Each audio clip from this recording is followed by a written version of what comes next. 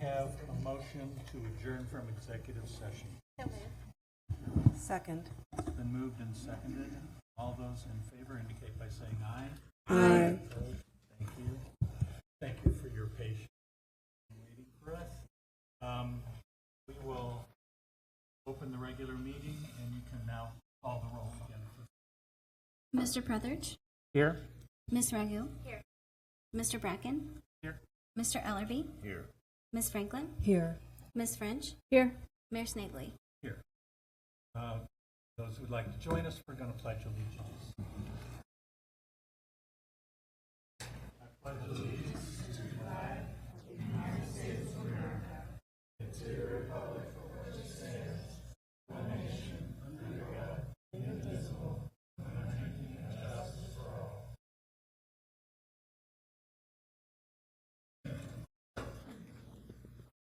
Okay, may I have a motion to approve the agenda? So moved. Second. It's been moved and seconded. Are there any additions or changes? All those in favor say aye. Aye. Opposed? Thank you very much. We'll move now to public participation, and the first item is appointments to boards and commission. And we have a vacancy on the Environmental Commission. I wish to nominate Anna Abbey, the Environmental Commission. Are there any other nominations? Hearing none. All those in favor of appointing Annie Abbey? I can't say that. Do you need a second on that one? No. Okay. I asked if there were any other She said yes. nominations, and there are no other nominations. All those in favor say aye. Aye. Opposed? Thank you very much. At this time, we will hear a report from the Police Community Relations and Review Commission, and Larry Nadler, Dr. Larry Nadler is here. Great to be here. Good to have you here. Thank you. Come to try to briefly report on the activity of our commission over the last year. I believe you have the report. It's fairly short, 2.5 pages. One of the major things that our year started off with was a lot of change. Out of a 7-member commission, 3 new members were appointed, and in fact, one who's apparently caught the last train for the coast has already been replaced. So we've had a little bit of turnover. One of the things that we did early on is had a presentation from Ashley Weddle, the social service liaison, who was hired last August of last year, and began her duties at that time. And she met with us. At the time, some of the things that she indicated as she was getting acclimated to the position was that she had already interfaced with people from 28 different agencies, learning about resources and who might be helpful and so forth. So she did kind of jump right in. She created a referral form to use for police officers, because there is some judgment involved in terms of what cases are appropriate and where her services would best be utilized. Her activities on a weekly basis have been added to the weekly activity report of police incidents. I noted last week's was 10 pages long, which was several pages longer than usual. It's almost like something changed in Oxford in the last week or two, but at any rate. So we do get to see some of that activity. One of the things that she was involved with that we're pleased about is she received a $5,000 grant from the McCullough Hyde Foundation, which based upon our whole process of formulating this position and going forward with it, a few people who work in the same type of position in other communities had recommended having some discretionary funds that would allow her kind of impromptu on the spur of the moment, if somebody needed anything from a meal to possibly lodging, hotel room or a bus card or something, that she would have some resources at her disposal. So we're very happy. That came through quite recently, actually, but that was very good. She will be contributing to our annual data report starting next year. Premature for us last May to really, expect anything meaningful there, but we are looking forward to having a report that might be both quantitative, how many people, families she has served, as well as qualitative. Be useful to know what needs are that she could be helped with, gaps that could be filled, and so forth. So that was important.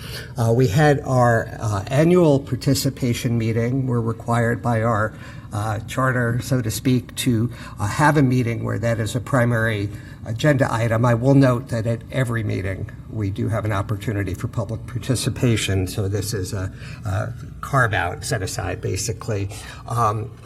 The year after George Floyd happened, we were doing Zoom meetings at the time, like many.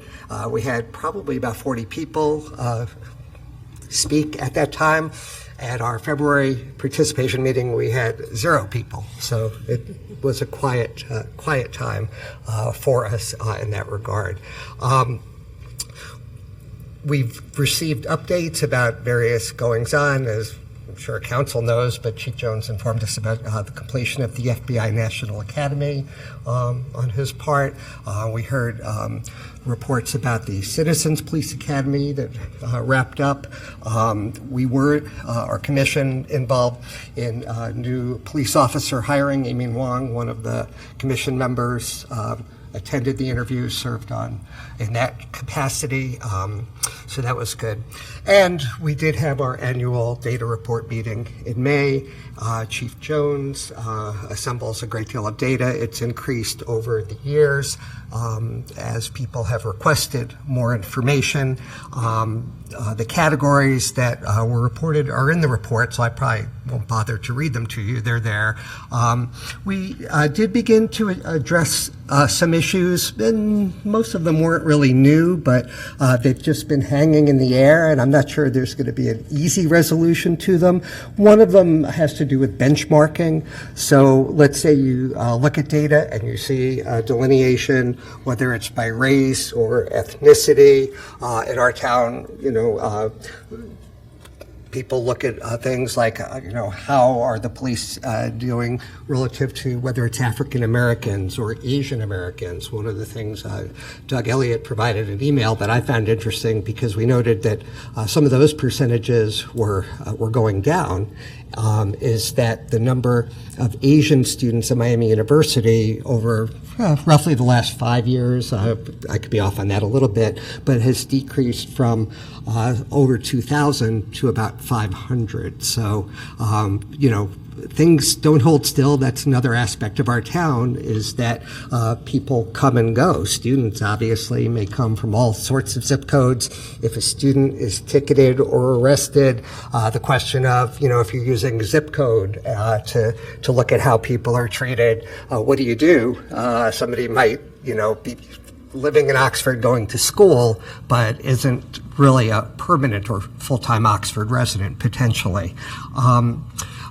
There were a few concerns expressed. There was a pretty involved public discussion that followed the presentation of the data, and things pointed out in terms of, are there better benchmarks than census data, which is what we tend to fall back on, but there are problems with that, and some have suggested that there might be other things to look at, looking at officer-initiated stops versus things like crash, traffic accidents, basically, where an officer comes not because they were, sitting there and saw somebody speeding and then elected to pull someone over, but instead because there had been an accident and they were reporting to the scene. And there are some small but noted discrepancies there. And some of the things that we've started to wrestle with as recently as our meeting last month that kicked off our new year, basically, had to do with in terms of how do we look at that? We're not doing statistical testing. So if there's a difference, what makes a difference in the absence of such testing?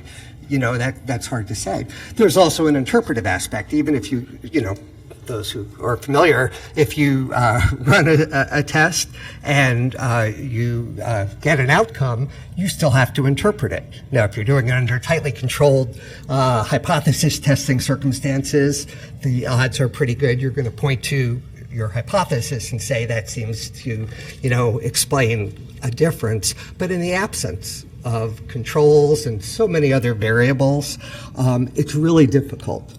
And so we want to be sensitive to the concern that all citizens are being treated fairly, justly, equitably, but we also recognize that that's a challenging thing to do, is really what I'm saying.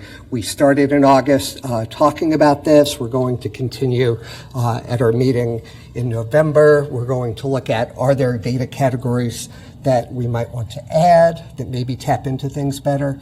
And maybe there are some deletions. Maybe there's some things that, don't have to be done. We're sensitive to the work involved in compiling the data too. And so, we're trying really hard to address these types of issues. So looking ahead, that's really, I think, where at the moment our focus is. Thank you, Larry.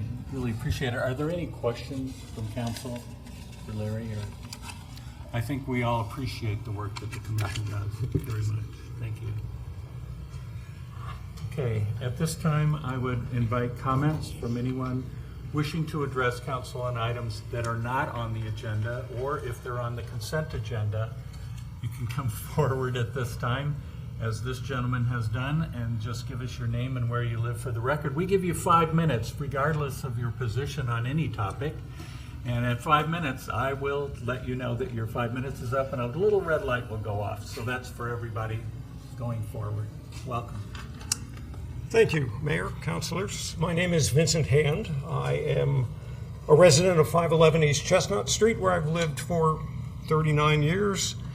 I had full terms on the Environmental Commission, and that's what I want to speak to you about tonight briefly. And that is the tree ordinance, which a number of us on the commission, both before and after not before, but while I was on it and after, worked quite a bit of time. That was spurred by citizen complaints about removal of mature trees at development sites. We spent a good deal of time looking at what might be done about that. We evaluated what worked in other cities in Ohio. We consulted with state experts, with consultants, and even with landowners. And we negotiated with the city planner at the time to make that ordinance as effective and usable as we could. So what I want to briefly state tonight is my disappointment at the most recent council meeting. The ordinance was waived for a development. That is on the agenda for tonight. So you're talking about the first reading of it. You might want to wait until it comes Well, up. there was a resolution last time, so Okay. forgive me, I'll talk at a later time. Am I wrong on that, Doug? I am wrong on that. Okay. Right. Then forget what the mayor said. Okay, well, I thought it was on the agenda. yes, so again, I will repeat that I'm disappointed that at this recent council meeting, the tree ordinance apparently was waived. I regret that I was unable to attend that meeting and actually expected there would be a second vote, but my mistake. My mistake. This was done without even consultation with the Environmental Commission. The head of the Environmental Commission first found out about this when I called him to ask what he knew about what was going on. So it also seems that other new developments have not preserved mature trees either. And I would say overall, this does not seem consistent with citizen desires as expressed some years ago when we started researching this. Nor with desires that seem to be expressed in the recently passed comprehensive plan.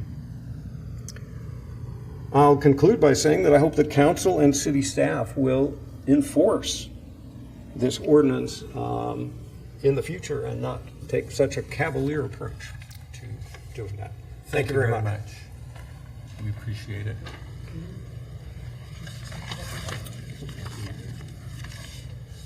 Yes, sir. Good evening. My name is Steve Chaffin. I live at 6022 Fairfield Road. I'm here tonight to promote the National Voter Registration Day. In 2 weeks from today, September 19th, we're going to celebrate National Voter Registration Day in America. Although this is not a national holiday or an official holiday, it's an important day to remember that every citizen has a duty to register to vote and to vote. It is a duty that we all share as Americans. Too often, many people take for granted this duty. As a fundamental, we participate in our democracy to keep it alive. You know, recently we just had a big vote about majority rule, so these are important issues we need to vote on. I'm asking council and all citizens of Oxford to promote voter registration in their communities, among their friends, relatives, and neighbors. And further, to actually vote in the election this year. As you know, local government is probably the closest government that the people are involved in. You can actually meet your council members, which I've met many of you. You can participate in local government affairs on one of your boards and commissions. You can give your input on important issues like the bike trails, the Oxford Master Plan, etc. It doesn't take all that much to get involved. So again, I want to urge everybody to register in Oxford. I want to encourage the council to be involved in this as much as possible. We have these posters. I've got about 50 of them I'd like to get around. A lot of the students are helping me to get these on campus. On the back of this poster is a little QR code that you can scan, and it'll take you to a voter registration site. We have these little stickers that I've been having people wear. Again, the QR code. And we have stickers to promote National Voter Registration Day. So if any of you could help in any of this, I'd appreciate it. Thank you for your time. Thank you very much, Steve. We appreciate you coming. Would anyone else like to address council tonight? Yeah, come on up. Again, for those who are still sitting there, if you have a comment about something that's on the agenda, we have public comment at that time as well. Good evening. I'm Craig Erickson, 5270 Morning Sun Road here in Oxford. My request is simple, or statement is simple. There has been a lot of excitement and optimism about a project of a hotel on North Campus Avenue, and I haven't heard anything lately about it. What is the status, perhaps, if I don't interrupt the meeting too much, to know the status of that? There were purported to be a lot of employment benefits and benefits to Oxford on this project, and perhaps the public could have a status comment, a quick comment. Thank you very much. Okay. Mr. Ellie, do you want to respond to any of the comments? I'll give you an opportunity. Well, I can say that it's on the agenda for the next Planning Commission meeting. The conditional use application, and keep in mind that the site is still located in the township, so it is on the agenda, and we'll see what the Planning Commission does.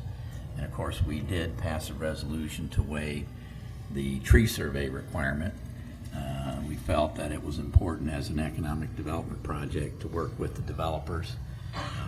If it were possible to build that in the township, which it is not because they need our water and sewer, they do not have a similar tree survey requirement, which adds to the cost of a development project.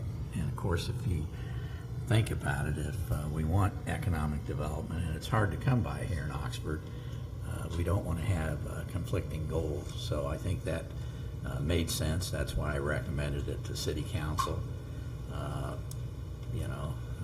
So it will go to planning at their next meeting, and then it comes back to council. Yes. And I might Mr. share, Erickson, I hope that answers your question. yeah, one last comment though is the annexation passed at the Board of County Commissioners, and it will be on our agenda for the second meeting, I believe in October. We'll probably have at the first meeting, the first reading of acceptance of the annexation. So hopefully 30 days after our second meeting in October, assuming council adopts the ordinance to accept the annexation, it will be within the city. Okay, thank you very much. Go ahead. Yeah, I was just going to specify, because I understand the concern over the tree ordinance for sure. I'm on the Environmental Commission. I was on the Planning Commission that it was originally meant to be waived, and I objected to that and put it back on. But the tree ordinance itself wasn't waived. It was the tree survey. So they technically still have to abide by those rules. It's just harder to monitor. But also most of that area is open. And there were 2 caveats with that involving oversight and with, I believe, the county engineer as well. So, but that's a legitimate concern, and I'm glad the public is raising it. Okay. All right. Thank you very much for your comments, and we'll move to the consent agenda. I would entertain a motion to approve it. So moved. Second. It's been moved and seconded. Are there, well, there's one item. Do you want it removed from the consent agenda for discussion? Hearing none. All those in favor of approving the consent agenda indicate by saying aye. Aye. Opposed? Thank you very much. And we'll move then to resolutions, and you can read the first one. A resolution approving the contract between the City of Oxford, Ohio and the Oxford Police Officers Fraternal Order of Police Lodge 38 and authorizing the city manager to sign a contract on behalf of the city. Okay, and this is on page 17 of the full agenda, and I will turn to Doug Elliott for this. Sure. So at our first meeting in August, City Council voted to accept the fact-finding report between the city and our 2 police unions, Police Patrol and Sergeants and Lieutenants units. Several outstanding issues were resolved by fact-finding, including wages. So as a result, the wage increase for the patrol union members will be 5% in 2023, which is retroactive to January 1st, 4.5% in 2024, and 4.5% in 2025. Other changes include longevity pay moving to a percentage of base salary rather than a lump sum based on years of service, and an increase in employee health contribution rates of up to 10%. So I'm recommending that City Council approve the proposed agreement between the City of Oxford and our patrol bargaining unit. Okay, I need to answer any questions, and I do have Ben here, who is our chief negotiator, and Jessica, who was on the team as JJ as well, and we'd be glad to answer any questions you might have. Okay, I need a motion to adopt this resolution. So, second. It's been moved and seconded. At this time, anyone from the public who would like to address this resolution, you can come forward now.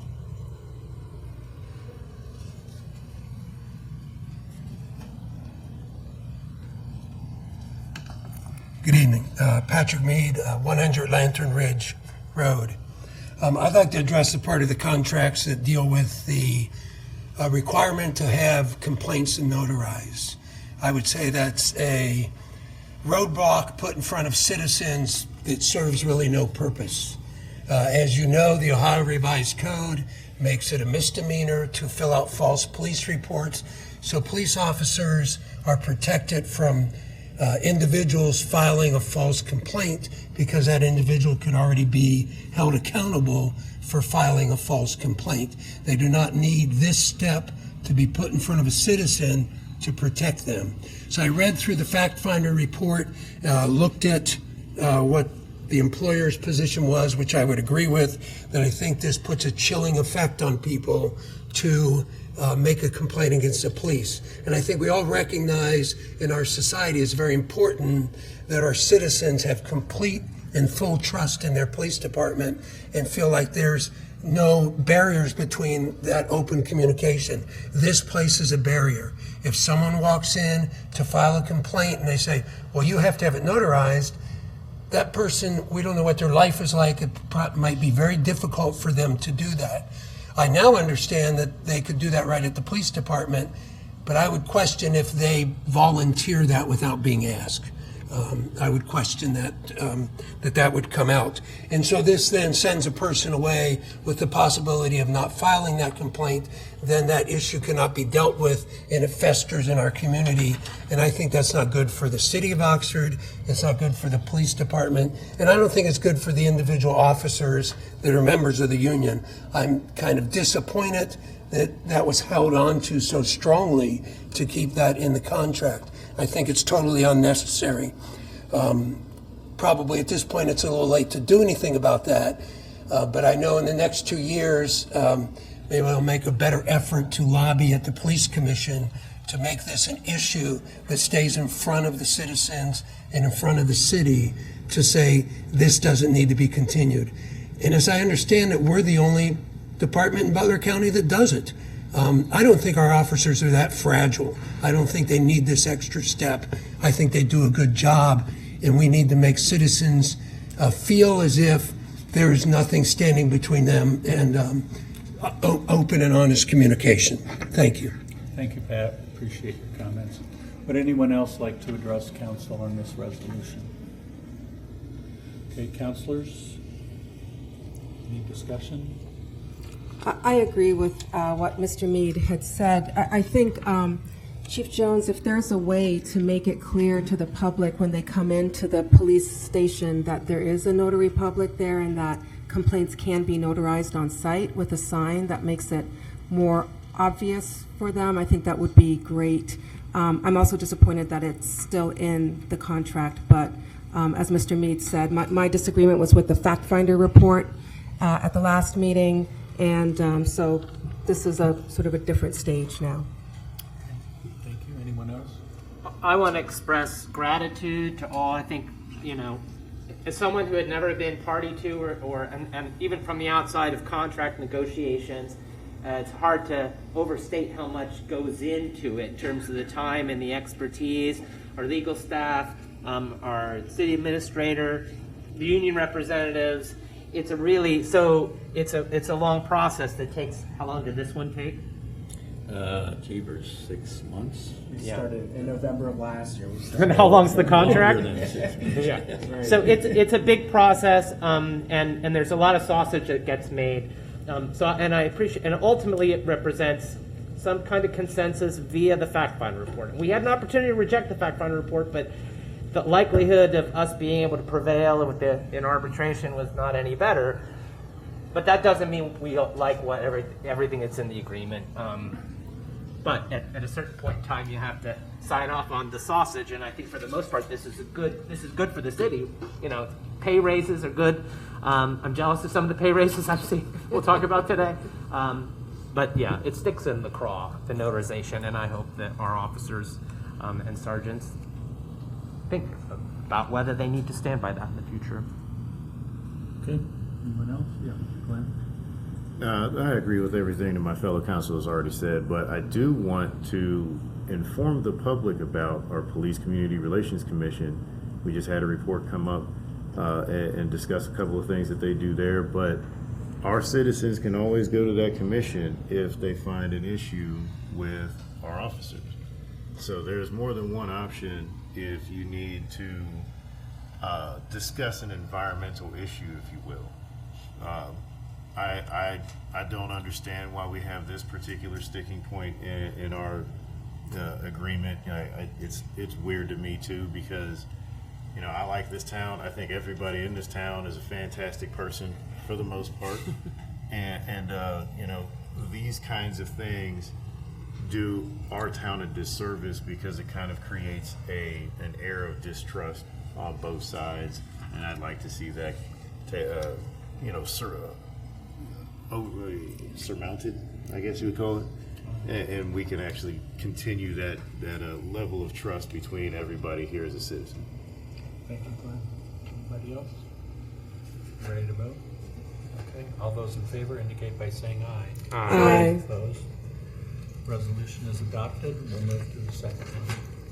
A resolution approving the contract between the City of Oxford, Ohio, and the Oxford Police Sergeants and Lieutenants, Fraternal Order of Police, Lodge 38, and authorizing the city manager to sign the contract on behalf of the city. Okay, is there a motion to adopt this resolution? So moved. Second. And it's been seconded. Anything to add here, Doug? Well, yeah, the wage increase is slightly different for the sergeants and lieutenants, and as you know, the fact finder report was for both contracts, and so we're voting on them separately because I need to sign each contract. So the wage increase for the sergeants and lieutenants is 5% in 2023, which again is retroactive to January 1st, and then 4% in 2024 and 4% in 2025. And that's really the biggest difference. Okay, thank you very much. Is there anyone from the public who would like to address this resolution? Councilors have any additional comments? Okay. All those in favor indicate by saying aye. Aye. Opposed?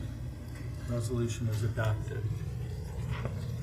And we will move to number C. A resolution authorizing the city manager to enter into the Lake Forest Drive sanitary sewer construction agreement with Four Leaf Development LLC.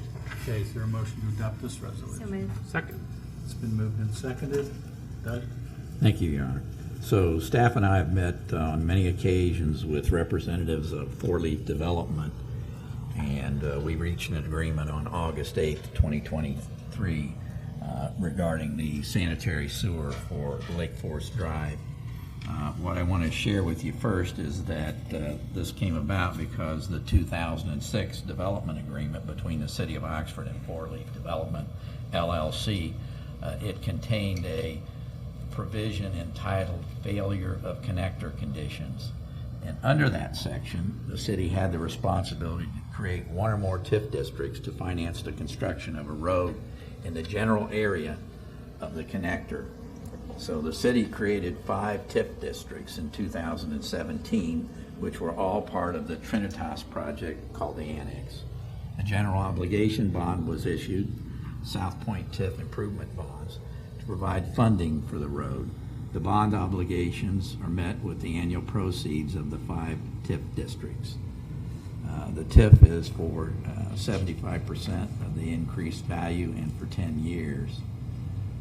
The construction of the road was completed in 2020 to the intersection of South Point Parkway, but the city still had an obligation to create a TIF district to finance construction of the remaining portion of the road beyond South Point Parkway. Now, as you know, Four Leaf Development received approval for 2 proposed housing developments, South Forest Edge Section 1 with 36 lots and South Forest Edge Section 2 with 21 lots.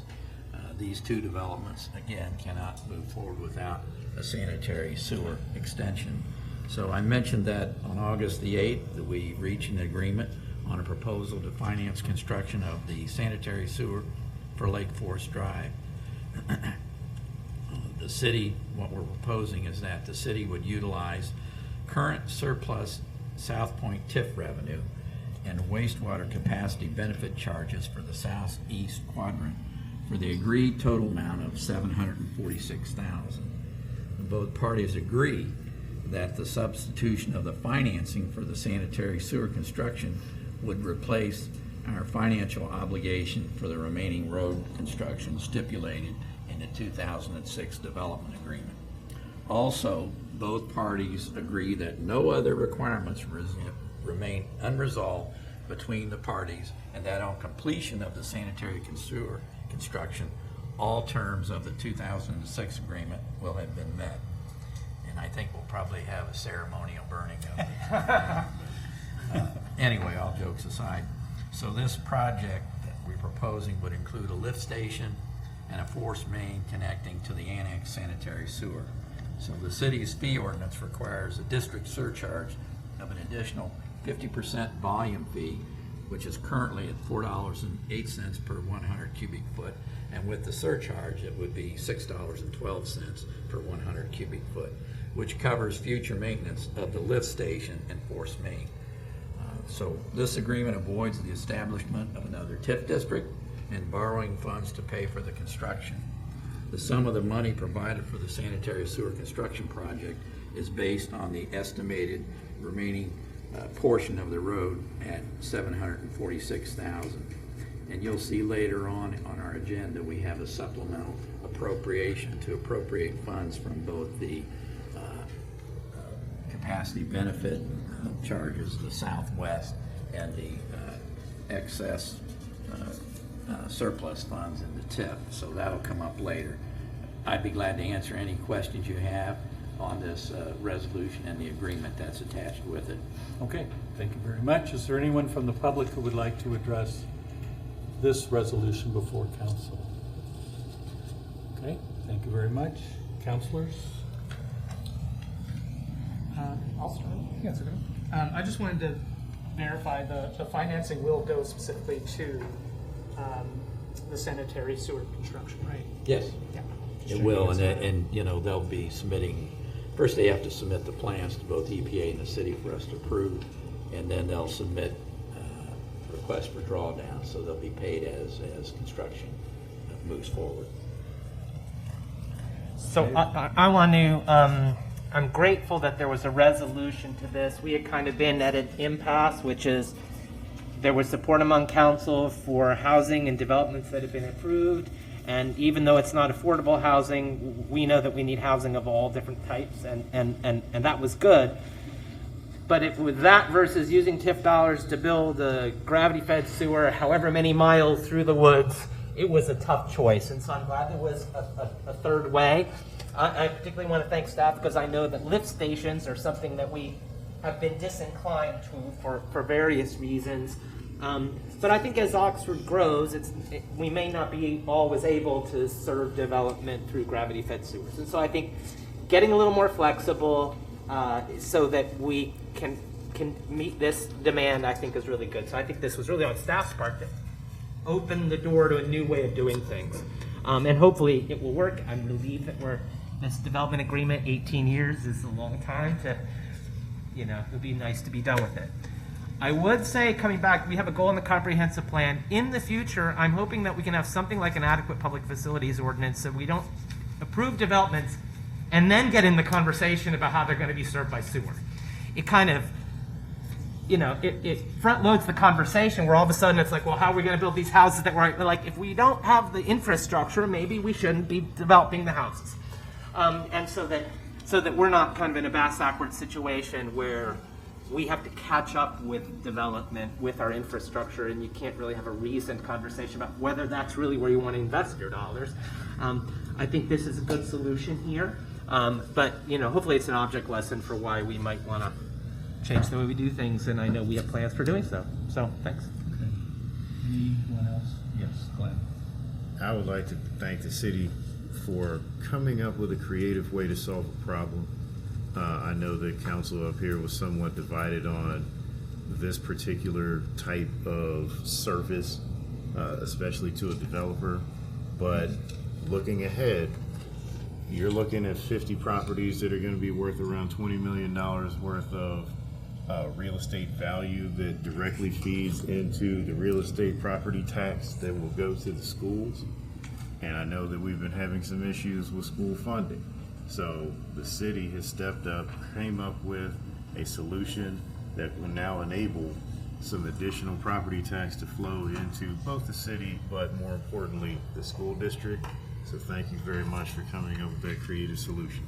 We've had a couple of those up here that didn't work out before. I'm glad this one seems like it's going to work out now. Okay. And I might add too, given the council comments, that we are reluctant to accept forced mains and lift stations, but part of the reasoning was the fact that this sanitary sewer would be so deep, very, very deep, and then it was, of course, much more costly because of the depth. I want to say, and I couldn't find it in my notes, but I believe it was like 1.4 million.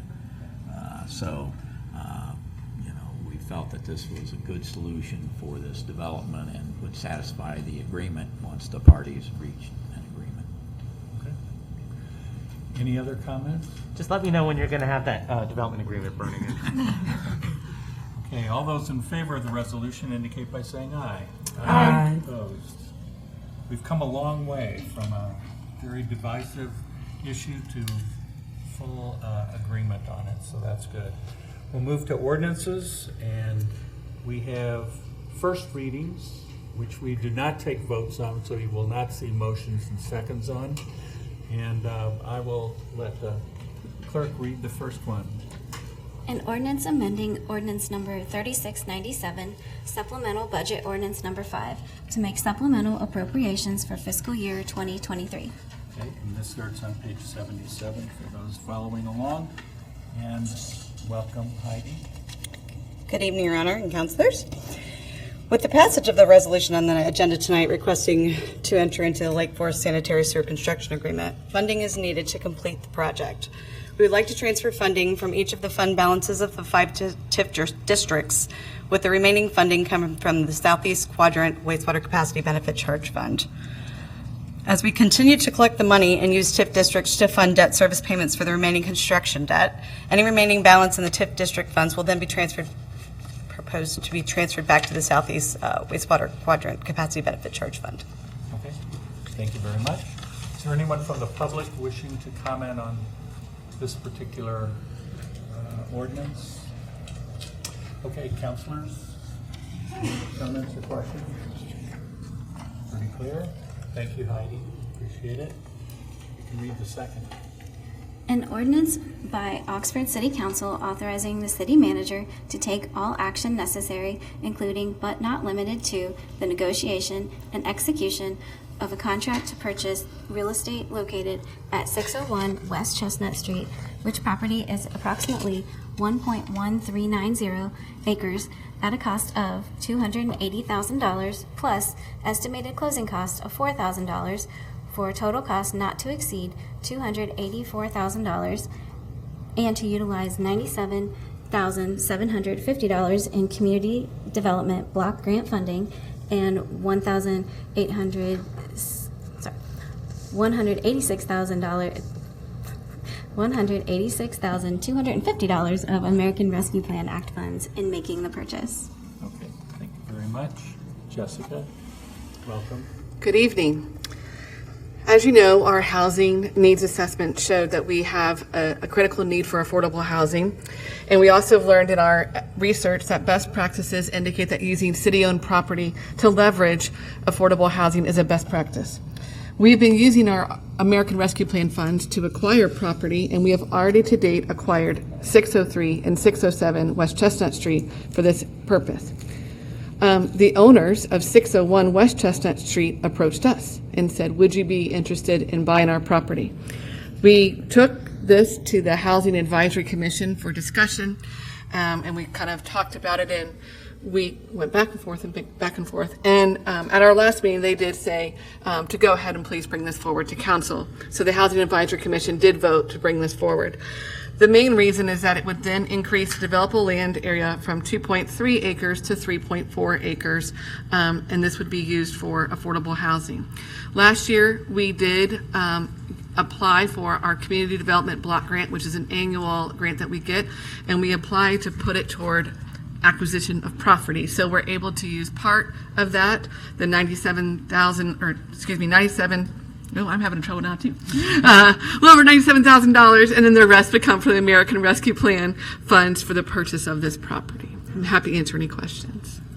Okay, thank you very much. Is there anyone from the public who would like to address this? Yeah.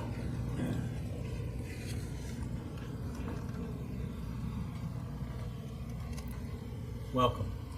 Thank you. My name is Dr. Doug Brooks. I live at 227 Country Club Drive. I'm going to speak at a couple of things tonight. I have a question on this one. Is the $250,000 is that COVID money? Is that money that the city has gotten to save the city from things that happened with COVID? Doug, we don't have a Q&A, but you can make your comment. Okay. And then here's my comment then. If the city is spending COVID money to buy property to create housing, it seems like you're mixing things up. You were trying to take care of the people that are here health-wise. You've been given money by the federal government to make sure that nothing happens to Oxford in terms of its health. And then you've got the housing issue and trying to enhance the low-income housing profile of the city. And then you have federally, there's a full assault on the business of money being misspent, COVID money that's been misspent, and the federal government trying to get back the money that people aren't using the way it should have been used. So I guess I'm opening with a sort of caution to you. If you're buying property with COVID money, and somebody comes along and says, we want it back, and you say, well, we're sorry, we spent it on housing, it seems to me you're putting yourself in some jeopardy. But that's a very naive observation on something that I just read this evening. Thank you very much. Thank you, Doug. We appreciate you coming forward. Is there anyone else who would like to address the council on this? Okay. Jessica, do you want to respond?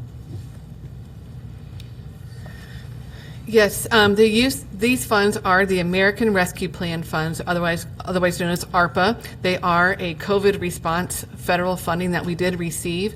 But one of the clearly delineated allowable uses is to use the funds for affordable housing. And there's like a whole little guidebook of which we're allowed to use. The funds do need to be used for affordable housing, and that can be defined up to 80% area median income, which we do intend to do. And so if for some reason we would not use this land for affordable housing, that is when we would be in jeopardy of misusing funds. And so we would have to then give the money back or something like that. But as long as we use it for affordable housing, we would be in the clear with ARPA regulations. Okay, thank you very much. Is there anyone else from the public? Okay, and councilors, any comments or questions? I'd like to say that it makes complete sense to help with affordable housing when you have a giant pandemic that has economic and health consequences for large amounts of people who end up unhoused or in bad situations. I would also note, where do you want to go? Oh, I have a question for Jessica. So I know that we've kind of talked in the past about Oxford's competitiveness when it comes to grant funding to procure developers or construction costs for sites like the one that we had already purchased. So just out of sheer curiosity, how much more competitive does an extra acre on that site make us? To be honest, it does not make us that much more competitive for the federal funding. What it does do is allow the land to be developed by a private developer, and it gives them more space to work with. And so that would be taken into consideration as we seek to develop more affordable housing. Great, thank you. To jump in on her question, it's now one assuming this gets purchased, it would be one contiguous piece? Yes. From the other two that we bought plus this one? Yes. Right. Okay. Yeah. Go ahead, Dave. Yeah, I was just going to mark these things that, progress that we make that we start taking for granted but are worth marking, Number one, the idea that we're actively involved using dollars in trying to promote affordable housing. X number of years ago, we had zero record with that at all. And now certainly thanks to the American Recovery Act funding, enabled us, but it's also the capacity to, all this vocabulary about scoring in grants is staff capacity we didn't necessarily have before. The other notable thing is, thanks to the way we used the block grant money in the past, we focused on ADA accessibility in the curb ramps, which was wonderful. But for years and years and years, that was the only thing we did with it. Now that that's done, it turns out there's a funding stream that's every year that we can use to make an impact on, again, a goal that in the past we thought we didn't even know how to tackle. So we haven't yet built a lot of affordable housing, but we're getting there. You see the projects come to fruition, and I just want to express my appreciation for that, because it's one thing to say to have a goal of affordable housing, but to develop the staff capacity, to have the money to buy the properties, it takes a while to get there, but we're seeing the fruits of it, and I think ground will be broken off the project soon, so Thanks, I'm excited. Yeah, I always tell my students the only bad question is one that isn't asked, so I appreciate Dr. Brooks for asking the question. It helps to clarify. I'm sure other people in the community had the question as well.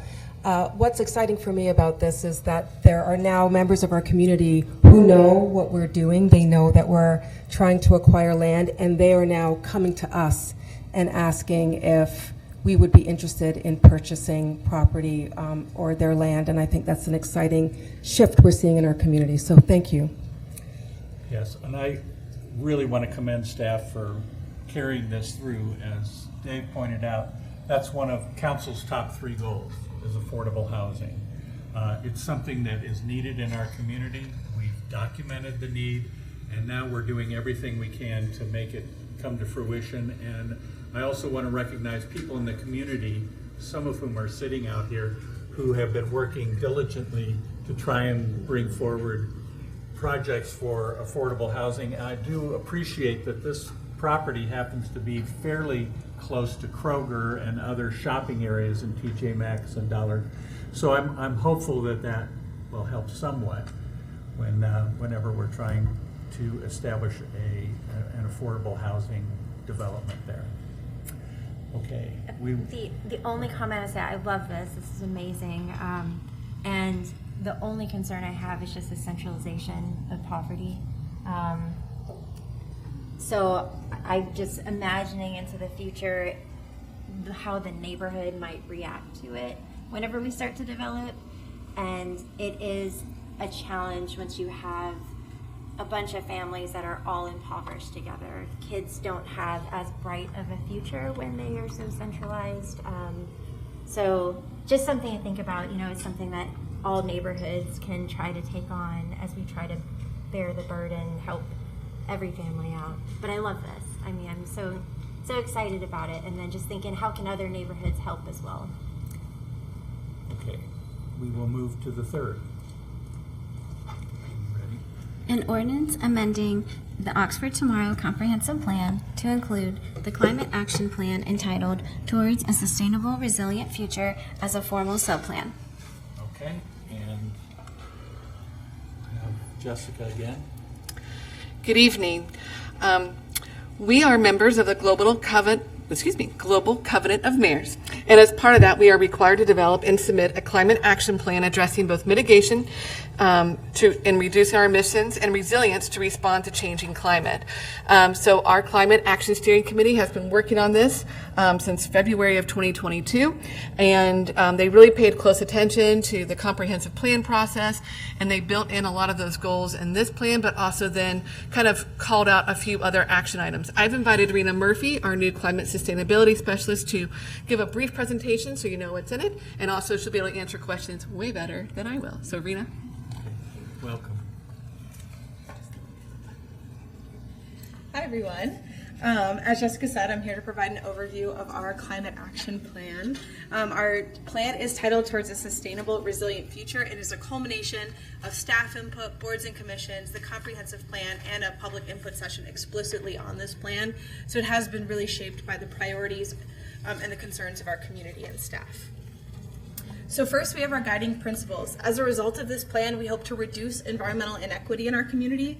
We want to center vulnerable populations, protect our natural resources, foster collaborative growth, ensure government transparency, and maintain service excellence and fiscal responsibility.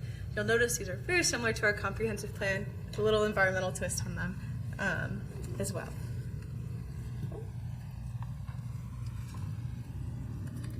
Sorry, it takes a minute.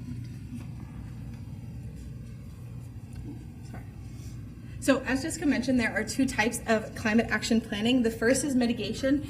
This is where a lot of emphasis is placed. We need to reduce our emissions, but there's also resilience. The ball is in motion, our climate is changing, and we need to be prepared to be a resilient and thriving community in the face of that. And lucky for us, some actions do both. There's a lot of two birds, one stone situation when it comes to climate action planning, and we've tried to highlight those as much as possible in our plan as well. So our plan does address both. You'll see that our plan has 4 chapters, but 2 very extensive ones, one addressing mitigation and one in resilience. And I will briefly go through each of these plans. So first, our mitigation chapter, creating a carbon neutral community. We can't reduce our emissions if we don't know where they're coming from. So I did want to share our 2019 greenhouse gas inventory. And this was used as a framework to identify strategies in each of these sectors. About 2 years ago, Council passed mitigation targets. So just as a refresher, by 2030, we want a 50% reduction in our emissions. By 2040, we want a 90% reduction. By 2045, we want community-wide carbon neutrality. And this plan is a roadmap for us to meet those mitigation targets.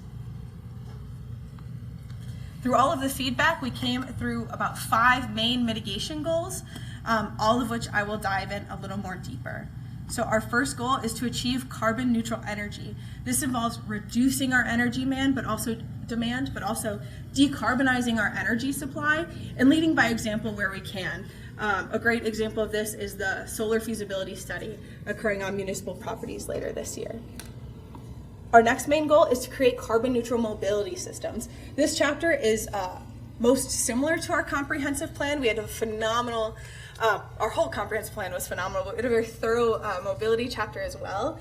But one thing I wanted to highlight is our insurance and equitable access to low carbon transportation, and leading by example through government operations as well as electrifying our fleet while maintaining service excellence and still being able to do everything that our community expects us to. Next, we want to become a zero waste community. None of this is new, but we did want to add in some additional benchmarks. So getting feedback from our Butler County Solid Waste District, we've included waste diversion goals. So we want to increase from 25% to 30% in 2030, and include things like food rescue and recovery, ensuring it's an equitable zero waste community. We also want to provide carbon neutral water systems. This is just kind of keep doing a lot of what we are doing, just making it more efficient, and continuing to lead.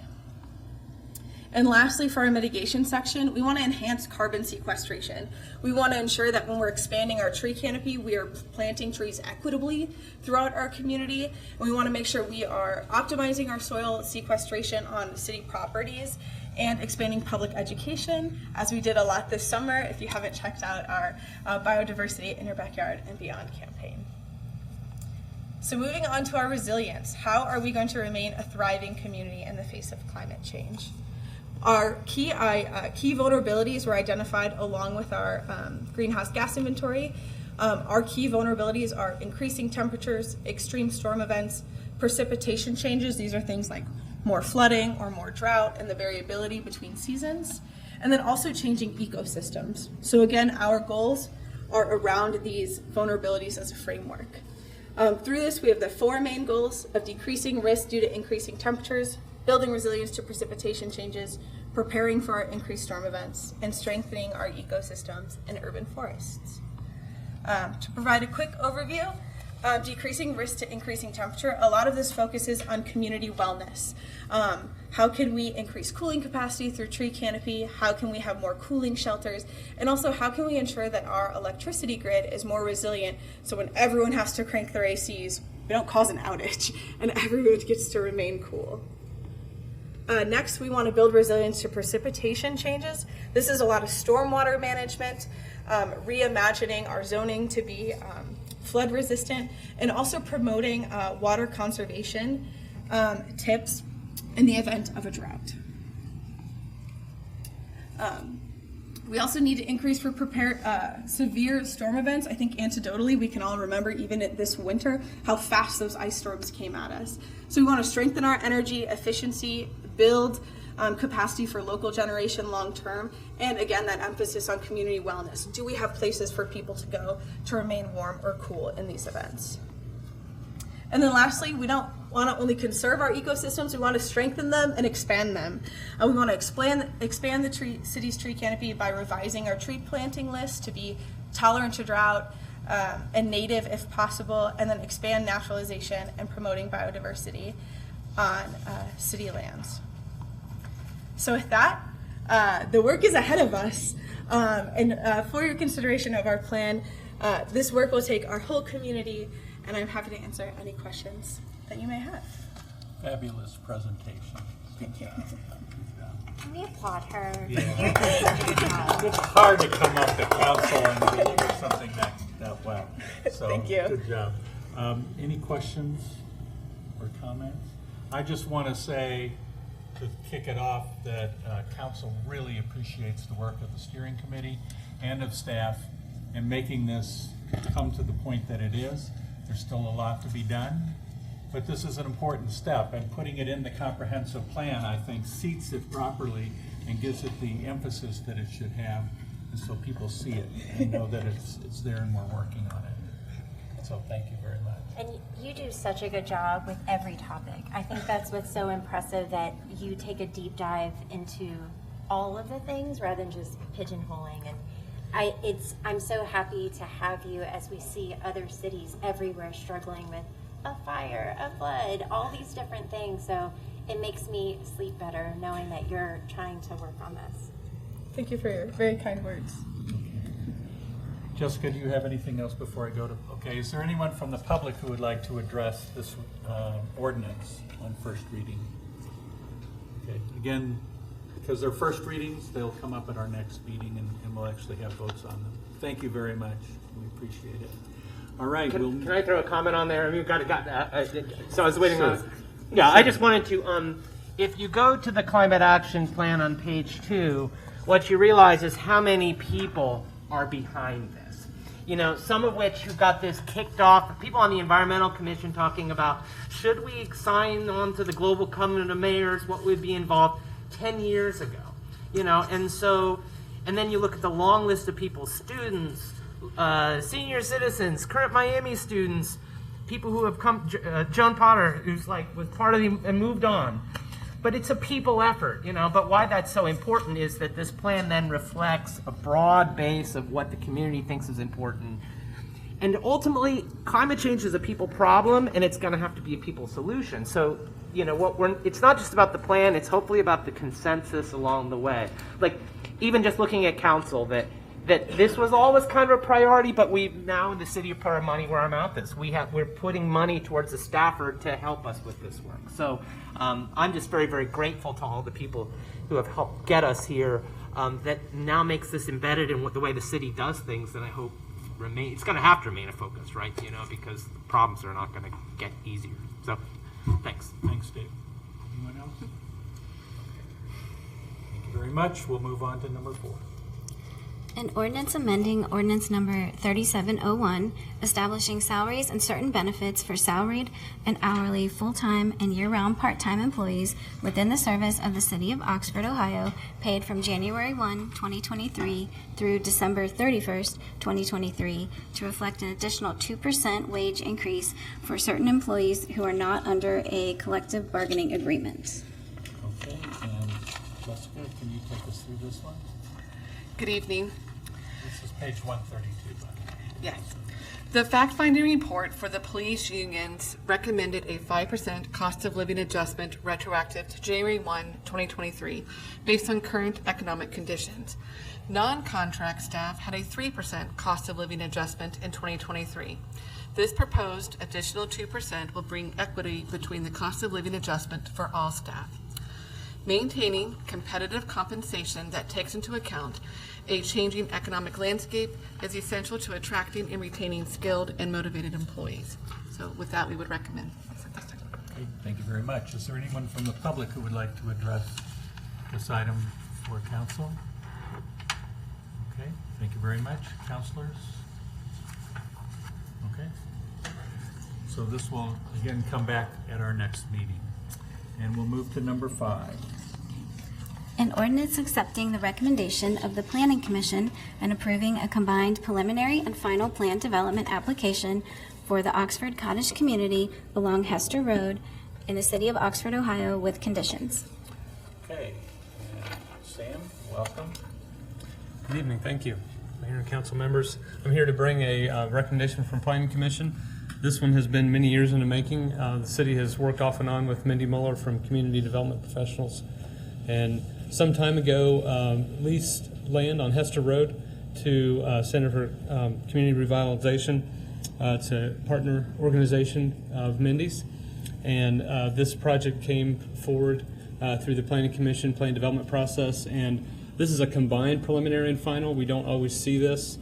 Because of the project size, staff made the determination it could be reviewed as one package to save some time.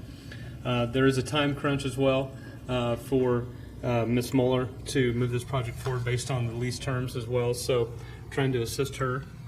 And the recommendation for Planning Commission, I'll give a little bit of an overview for that, just for the benefit of orientation, just to show people where the property is on Hester Road, behind what is now College Inn and Suites, formerly Baymont, and on down Hester Road is the Habitat for Humanity development. So the property has been vacant for some time. There was a single house there for a long time that's now been removed, and the plan is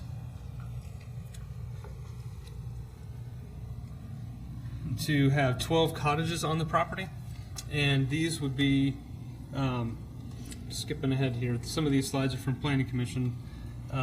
So it's a 400 square foot building, pre-manufactured, and the proposal is to have 12 individual homes, and these would be pre-built. And because this is a development that is more than one building for the lot, there's a plan development process that's used for this residential zoning district, and in that process it allows there to be some give and take to determine what are the impacts on the surrounding property, is there a need for this, and if there are any impacts, are those being properly handled, whether it's light or noise or stormwater, utilities access, traffic. Those are the typical kinds of things that are reviewed. And this had a lot of staff involvement from our city planner, Zachary Moore, with Ms. Muller's engineer from Jones Warner. And there were several different versions that came forward. And so this is an overview of the original version that was presented, again with the 12 cottages. So you can kind of see the evolution of how it changed over a several month period. So the big change was going from a kind of a rectangular approach to more of a loop road for service vehicles, emergency vehicles to go in and out. And then after having a review at Planning Commission for a concept review or a pre-application, Planning Commission provided some helpful feedback that was reincorporated into the design to relocate the parking, add some bicycle storage, and try to create a little bit larger of a buffer on one side to the north. And so that's the latest version.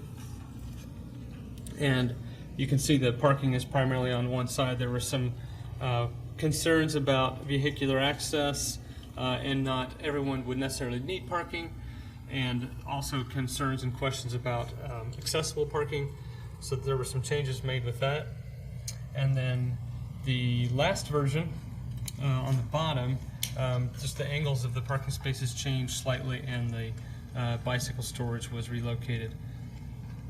So several of the conditions were already addressed, and several we're including as waivers and conditions. Some of those conditions are fairly standard that you see in the ordinance that we have recommended tonight. And after this goes through a first and second reading, then that would allow the project to proceed to the building permit stage. Happy to answer any questions. Thank you very much, Sandy. Appreciate it. Is there anyone from the public who would like to address this ordinance on first reading? So this is something that's been talked about for some time, and here we are. Okay, welcome. My name is Bruce Blankenship. I live at 5280 Hester Road, which is on the north side of the property.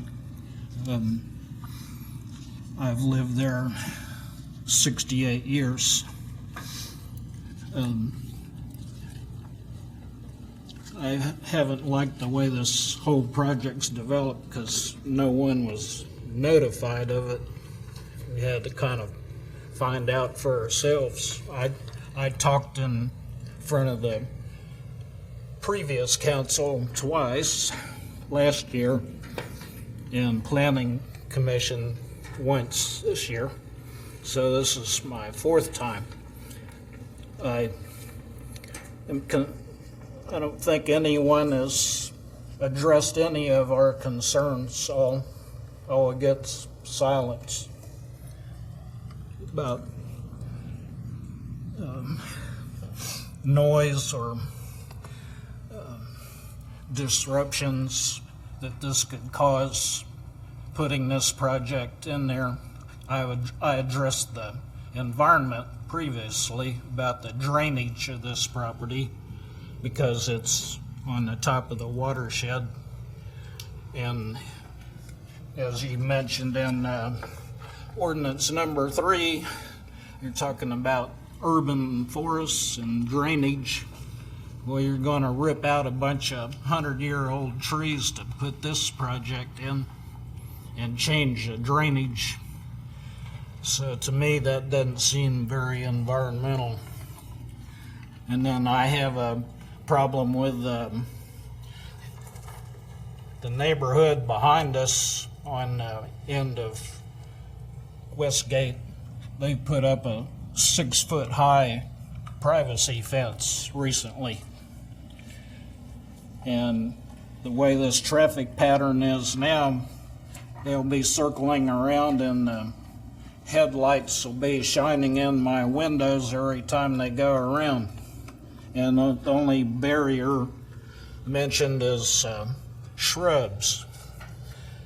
And arborvitae is nibbled on a lot by deer. We have a lot of large deer population that loves to chew on young plants, and I don't think they'll last very long.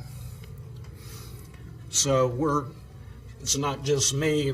Several people I've talked to in my neighborhood are concerned about the noise, and we've already put 40 condominiums and now 18 habitat homes close by to where I live. So there's a lot of concern about overcrowding. Super, thank you very much. We appreciate you coming.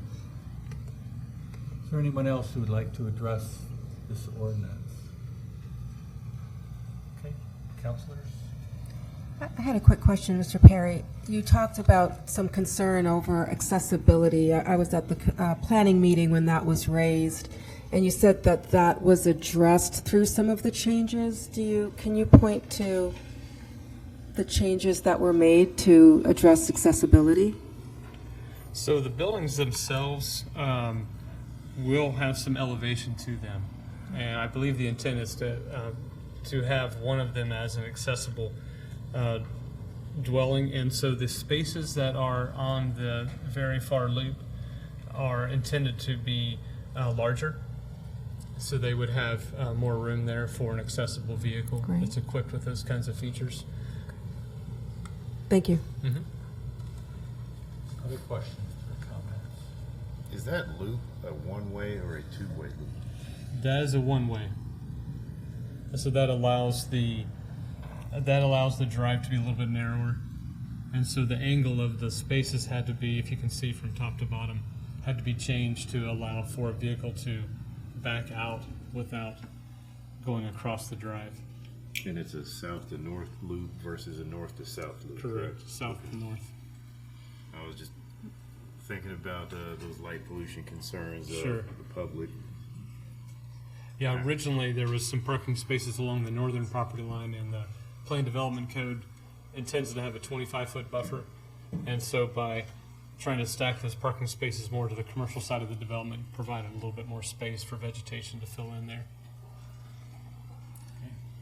Has there been a conversation around a fence to kind of help the arborvitae out for like that property line at any point? I don't recall specifically if there was fence discussed because of the amount of vegetation that's over there. It's not a bad idea. We could look into that and see if there's some supplement that's needed between first and second reading. Yeah, that would be helpful because I know. Especially if there's not as much evergreen as what we had thought. Yeah, and because I feel like our place, I live in the condominiums over there, and the kind of vegetation buffer between us and the gas station when it's cold outside and all the leaves are off the trees.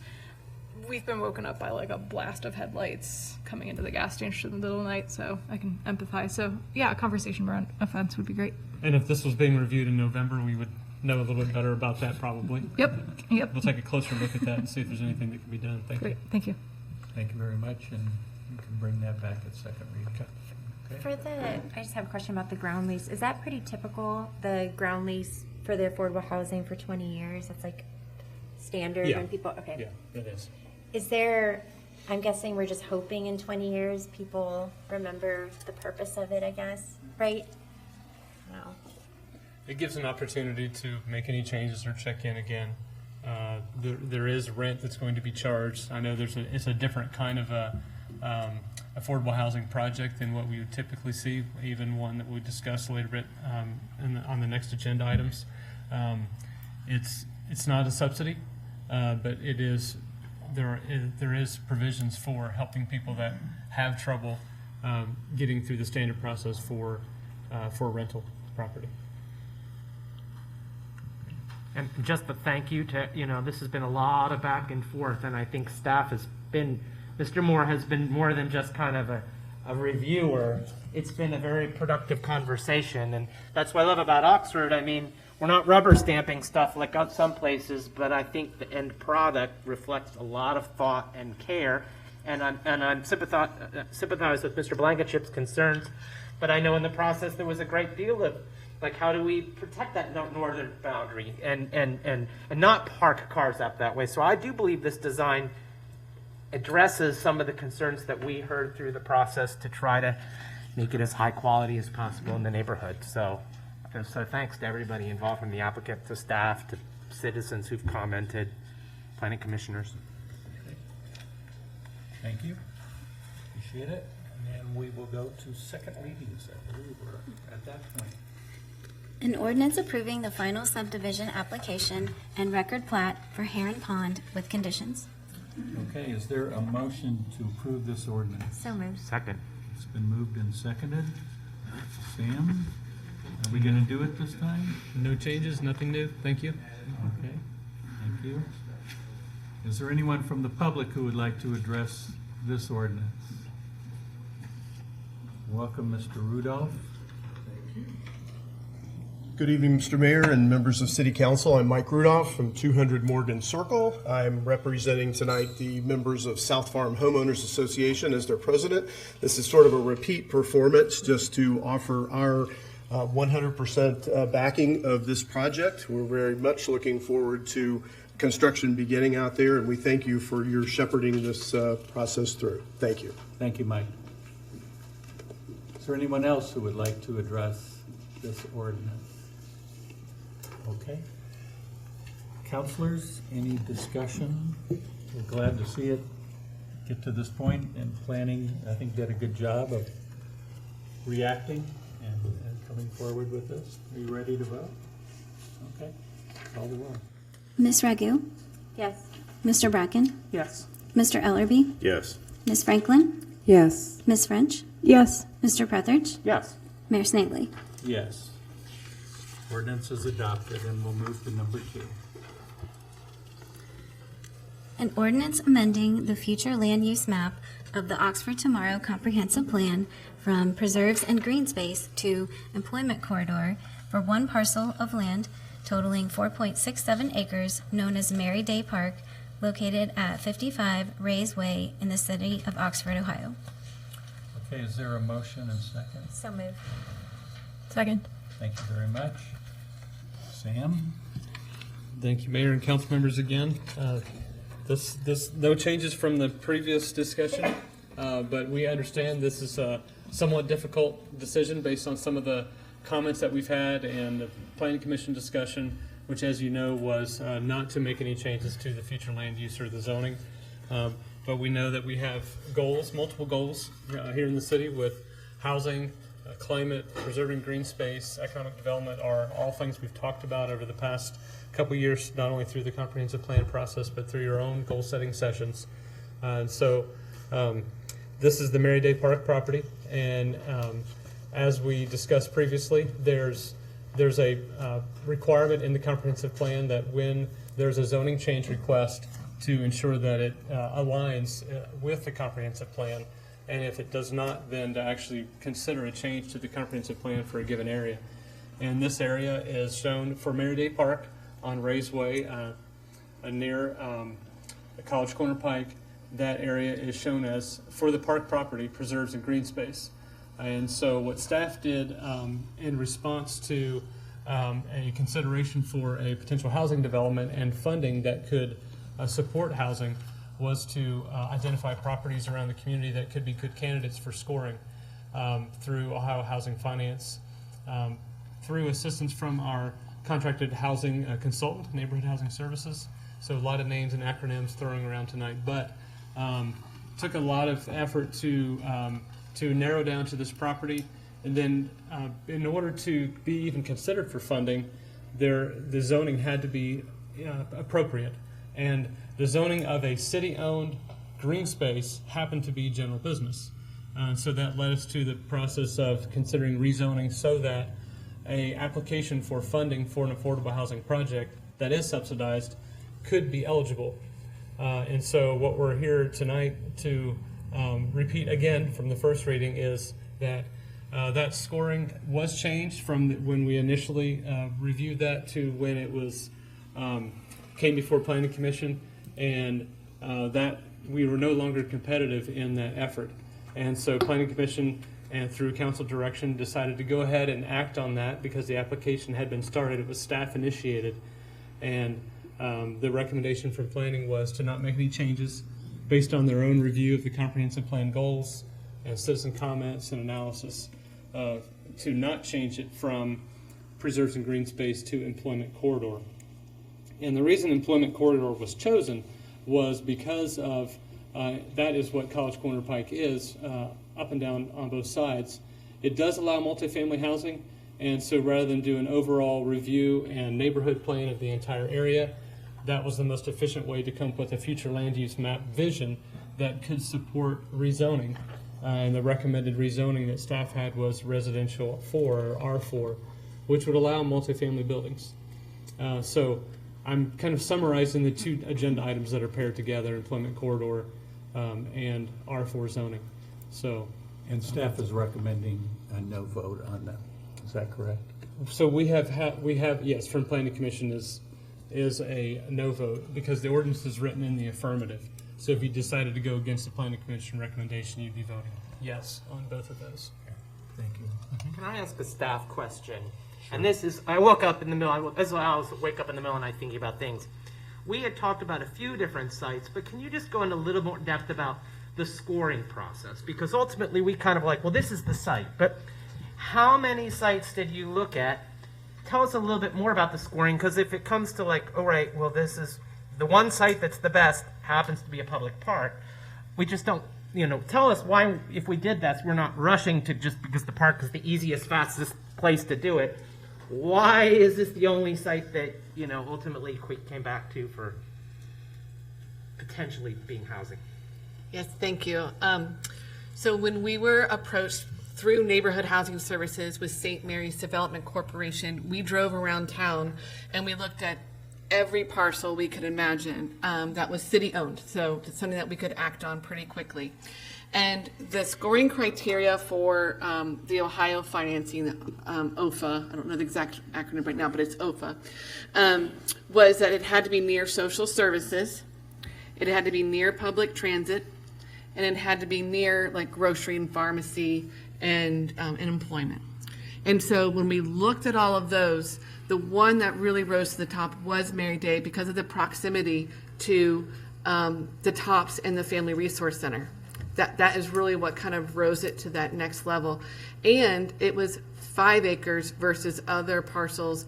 Like the other largest parcel we have is 47 acres off of Oxford Riley Road 732, but that one is not near public transit, not near social services, and not, so there were some other, and not near grocery and pharmacy as close, and so it did not score as well.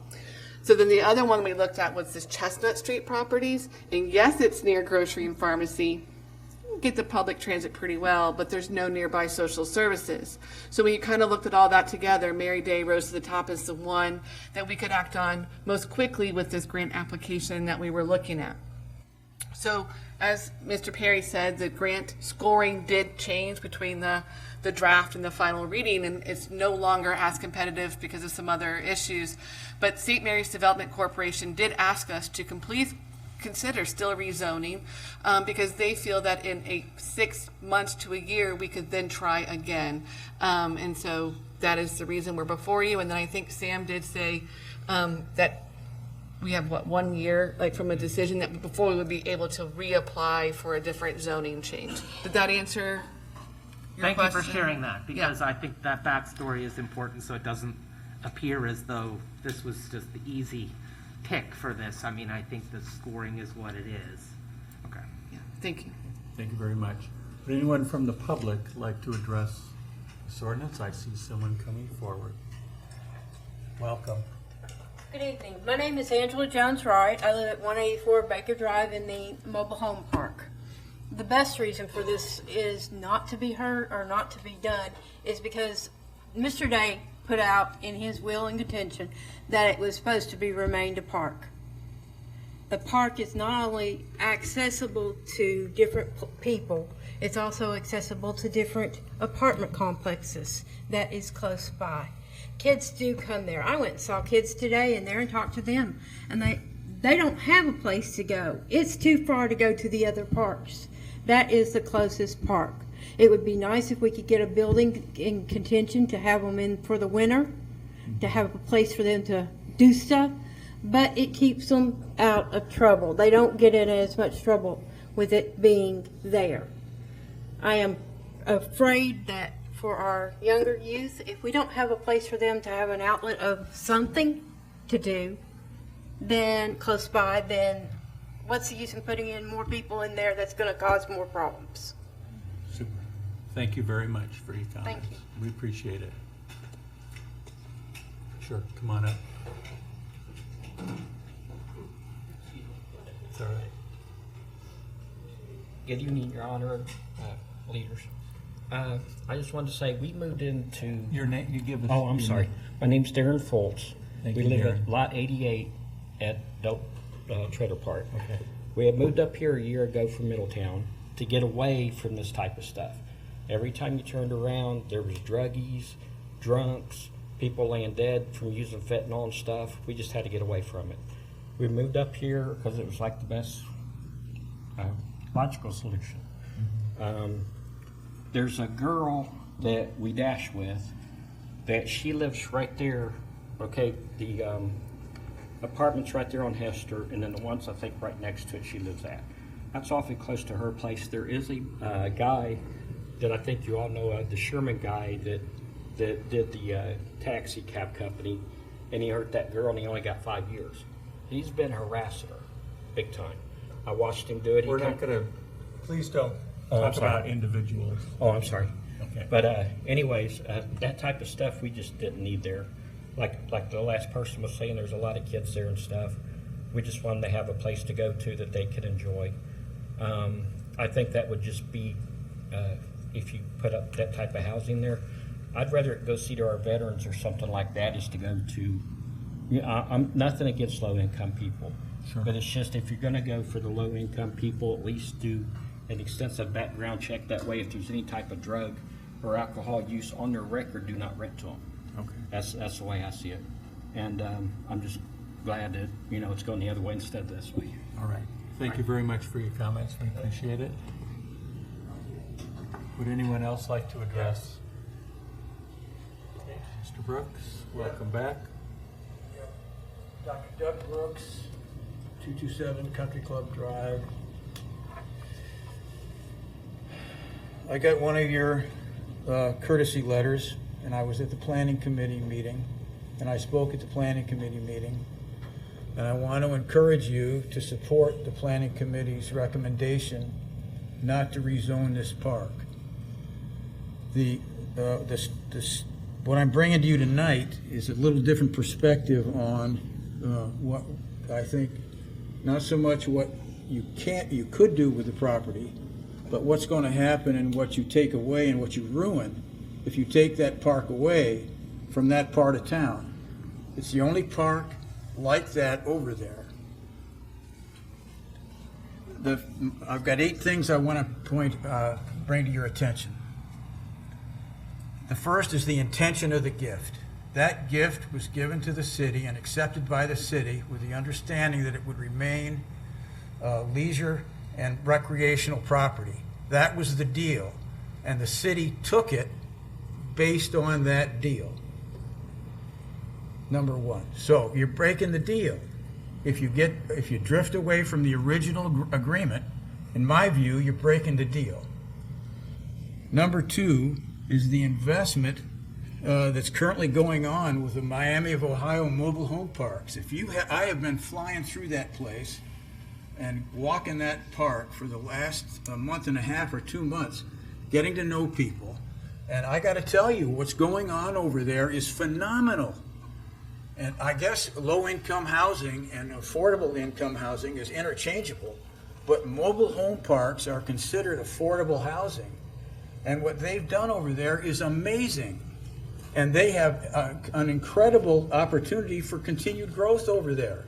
There's 100 slips over there that are not filled. They're going to put $70,000 mobile homes on those slips. The guy that owns that has put almost $7 million into that place already. And those mobile homes are gorgeous. They all look alike. They're nice, they're pretty, they're clean, they're new. And this guy is dumping a ton of money in there, and he's doing it because, and partly he's selling part of it because he's got this beautiful park at the end of the contiguous to his mobile home park where kids can go and play. And they can do whatever they want in that area. I'm the guy that got them to finally put a cyclone fence up that separated the park from the railroad tracks, so we didn't have to worry about kids on the railroad tracks. That's two. That park, how much? 2 more minutes. Okay, I'll do it. That park has an enormous amount of potential. It could have soccer goals. It could have a walking trail. It could have lots of things associated with it. The city hasn't spent very much money on you've had it for 27 years, and you don't even have a soccer goal in there, and that's $2,500. The ecosystem over there you're going to ruin. There's land, there's trees, there's grass, there's animals, there's water, there's people, there's kids, there's grown-ups, there's parents, and they all rely on that property. It isn't a matter of just getting something started. It's what you're taking away from those people. Those kids need a safe place to play. When you walk that park and you look at those slips, there's no room in the front of those mobile homes for the cars are there. There's no rooms on the sides because that's how they get in. There's no rooms in the back. If you're not in your trailer, you're out in the street. And you guys have this beautiful park sitting at the end that lets all those kids go there and enjoy themselves and lets their families go there and enjoy themselves. There's the privacy of Ray Way. Ray Way. That's going to turn into an interstate highway if you put this this thing in there. Right now it's a dead end with a nice little park at the end, and people can go in there and they can park their cars and they can get out and they can go into the park and play and do whatever they want. But now it's going to turn into an interstate. You're turning the green space. You've got beautiful trees, beautiful green space. You've got animals. You've got all kinds of activity over there, and you're going to blow that stuff out while in the interest of a home. See that red light? Okay, I see the red light, and I'm at 8. Thank you very much for coming, Mr. Brooks. Okay, you have a reasonable concentration of low-income people. You got to be careful about how many people you put over there. Because at this point, you can't put them all in one place. Thank you for coming. It's been delightful. It's always been delightful here. Thank you. We'll see you. We try to be delightful. Yeah. Well, we're fair. Sure. We'll give you 5 minutes. Welcome, sir. Hi, Dave Fairman, 83 Michelle. My boss is the one that owns the trailer park. Like he said, he's stuck $7 million into this place, and he's planning to stick another 7 more. And it's affordable housing, $750 a month for a brand new trailer to live in. I mean, it's the cheapest place in town. But now you guys are talking about building something next door, so that takes away from all the kids in the park. And you guys are going to have somewhat an easement or something to get there. And it's going to have to come through our property, and we'll put gates up. My owner that way. I mean, he'll put gates up. You guys will not use that road or nothing. But, I mean, you guys do what you want. He's got the money. to fight it, and he's going to. Okay, thank you. So, Nicole, welcome. I'm Cole Potter. I live at 5108 Bonham Road, Oxford Township. I spent my whole life in this community as a realtor, a developer, a builder, and an appraiser. I did the appraisal for the Day family at the time that this was given to the city. And Mr. Ray Day, who gave the property, was extremely proud of the fact that he was giving it, and to the point that even they named it after his wife. They're both deceased now.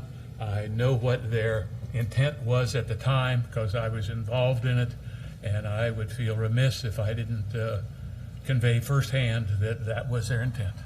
Super, thank you, Co. I want to also acknowledge that the family did send a written correspondence to council, so we've received that as well, even though they're unable to be here today. Is there anyone else who would like to address this issue? Okay, we thank you all for coming and your comments. Councilors, do you have any comments before we vote on this? Dave? Well, I'll talk through. I'll talk through this because this is one of these.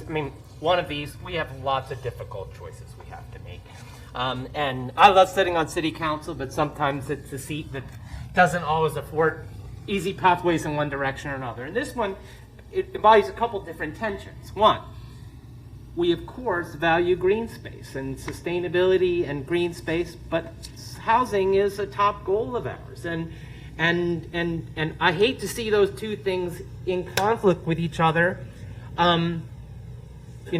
But again, the scoring, I woke up in the middle of the night like, why aren't we looking at the 47 acres? We have so much land.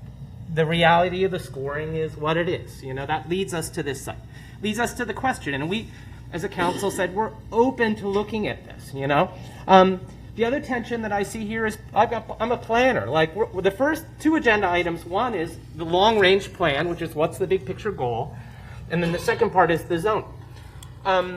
I really do believe in being plan-driven. I want us to have a strong plan, and I want to commend Mr. Perry because we've not gone through this step in the past before. This idea of thinking hard about our comprehensive plan seriously enough that we amend it before we pursue development is a new step for us. The idea that, so I believe it should be driven by public values and all the comments, so you don't amend your long-range plan lightly. But we also know that sometimes contingent circumstances force you to, act. It wasn't on the radar screen that we were going to have this person propose to us, that there was this opportunity. So you have to both, think long-range, but then be strategic. And we tried to do that all over the place. We're looking at a hotel that wasn't on our radar screen, and now we are. These things are really, really tough. And I can see why the Planning Commission, the other tension is I want to respect the Planning Commission. The one thing I would say to this, however, is that we just need to remind ourselves whatever decisions we make either on the comprehensive plan or the zoning changes nothing on the ground until a range of other steps would have to be gone through. We own this piece of property.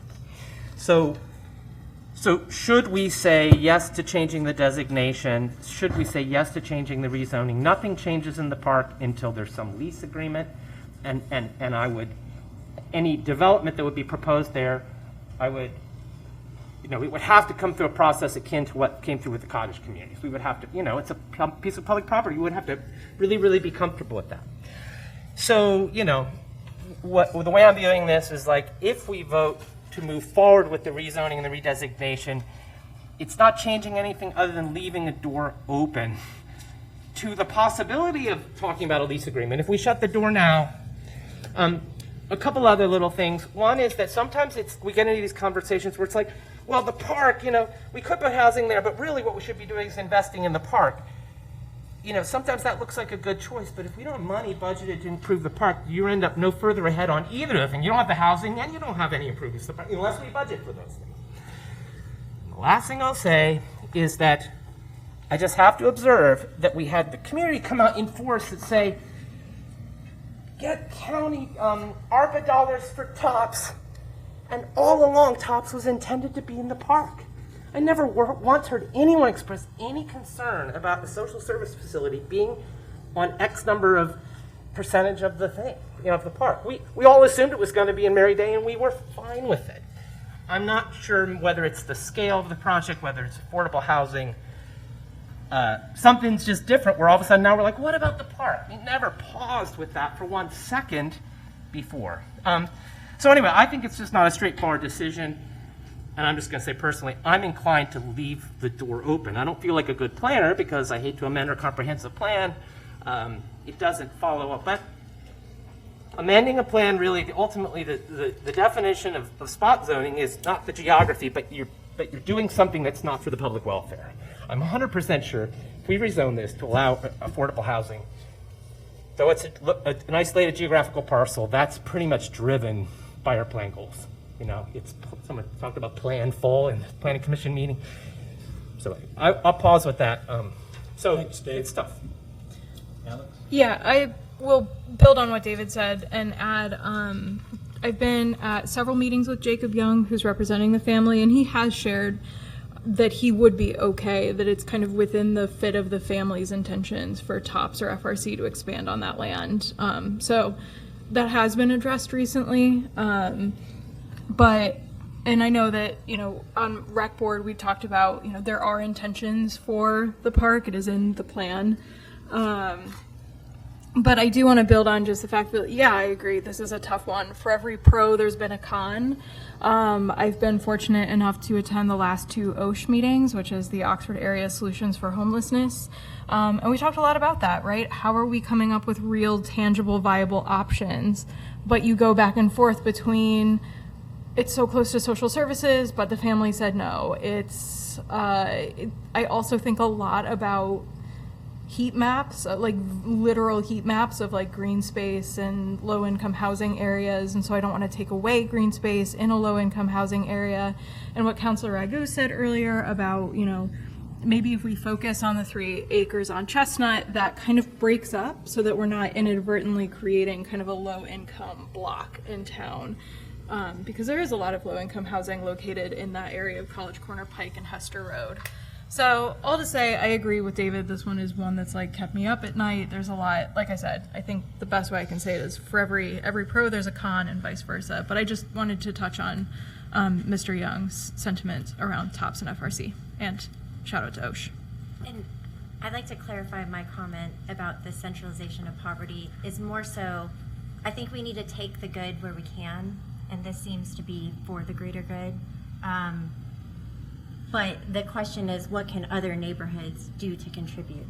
So not that Chestnut or this is inappropriate, but what can other neighborhoods do to make sure that they are also diversified? But to answer, I think it's cool that you work for the owner of the mobile home park, and that's awesome that he wants to build on it and invest in it. And maybe it'd be really cool. I don't know if there's any plans for green space, because I've walked in there, like when I was campaigning, it's so hot. There's no shade. And so I'm sure the people who live in the mobile home would love to have green space.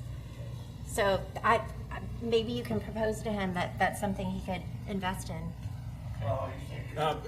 This is not your time. Okay, Glenn? I want to commend the city for coming up with creative solutions to goals that we have here on council.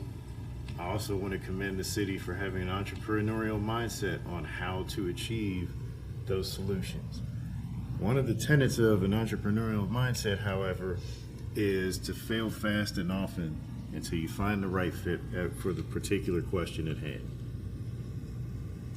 The other thing I want to talk about is one of the best practices of project management is a concept called get to the gemba, which means you have to be there and experience what's going on there to truly understand what kind of problem you're trying to solve. I can't speak for the rest of council, but I grew up in the hood. I said this the last time at council.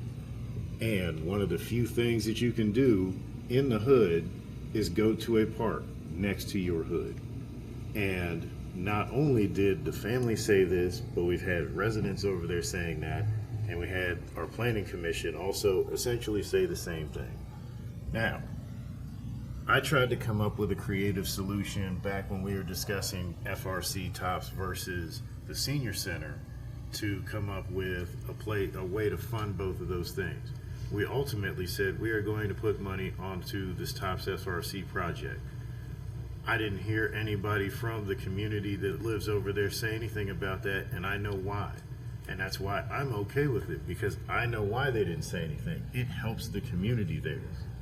And there are very few things that have happened in low-income neighborhoods, of which I lived in, that actually enhance the space itself. Like one gentleman said, there's $14 million going in there to try to upgrade that particular area.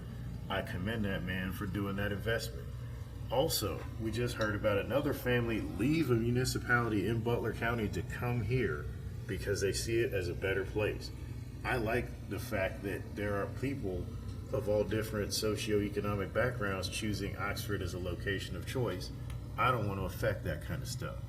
So, finally we get to the, well, I guess you would say it in the only terms that I know now, because I'm starting to devolve into my like base level type stuff, which is kind of hood. Word is bond.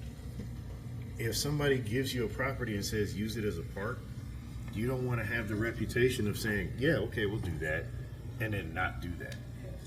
So I can't come up here in good conscience as a city leader and then break that bond. So I mean, everybody in here kind of knows how I'm going to vote for this. So I'll just leave it at that. I just want to commend, I just want to make a comment and then you can jump in. I just want to commend Glenn for putting it in perspective, I think, pretty well.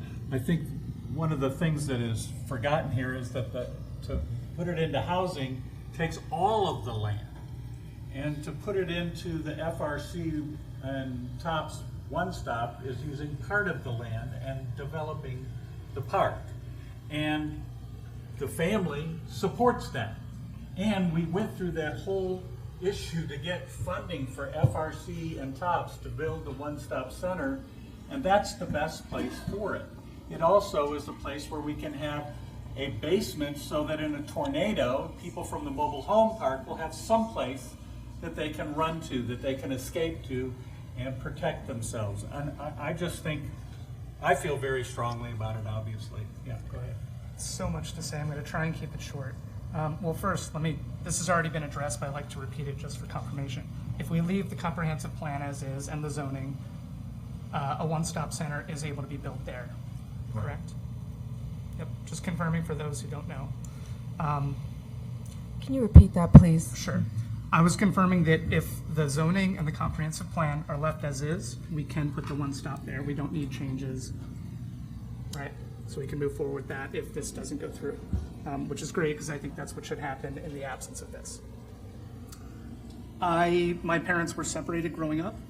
For most of my childhood, both of them lived in trailer parks, so I'm very familiar with these conditions. I'm disappointed to hear the resistance to additional helpful housing, low-income housing.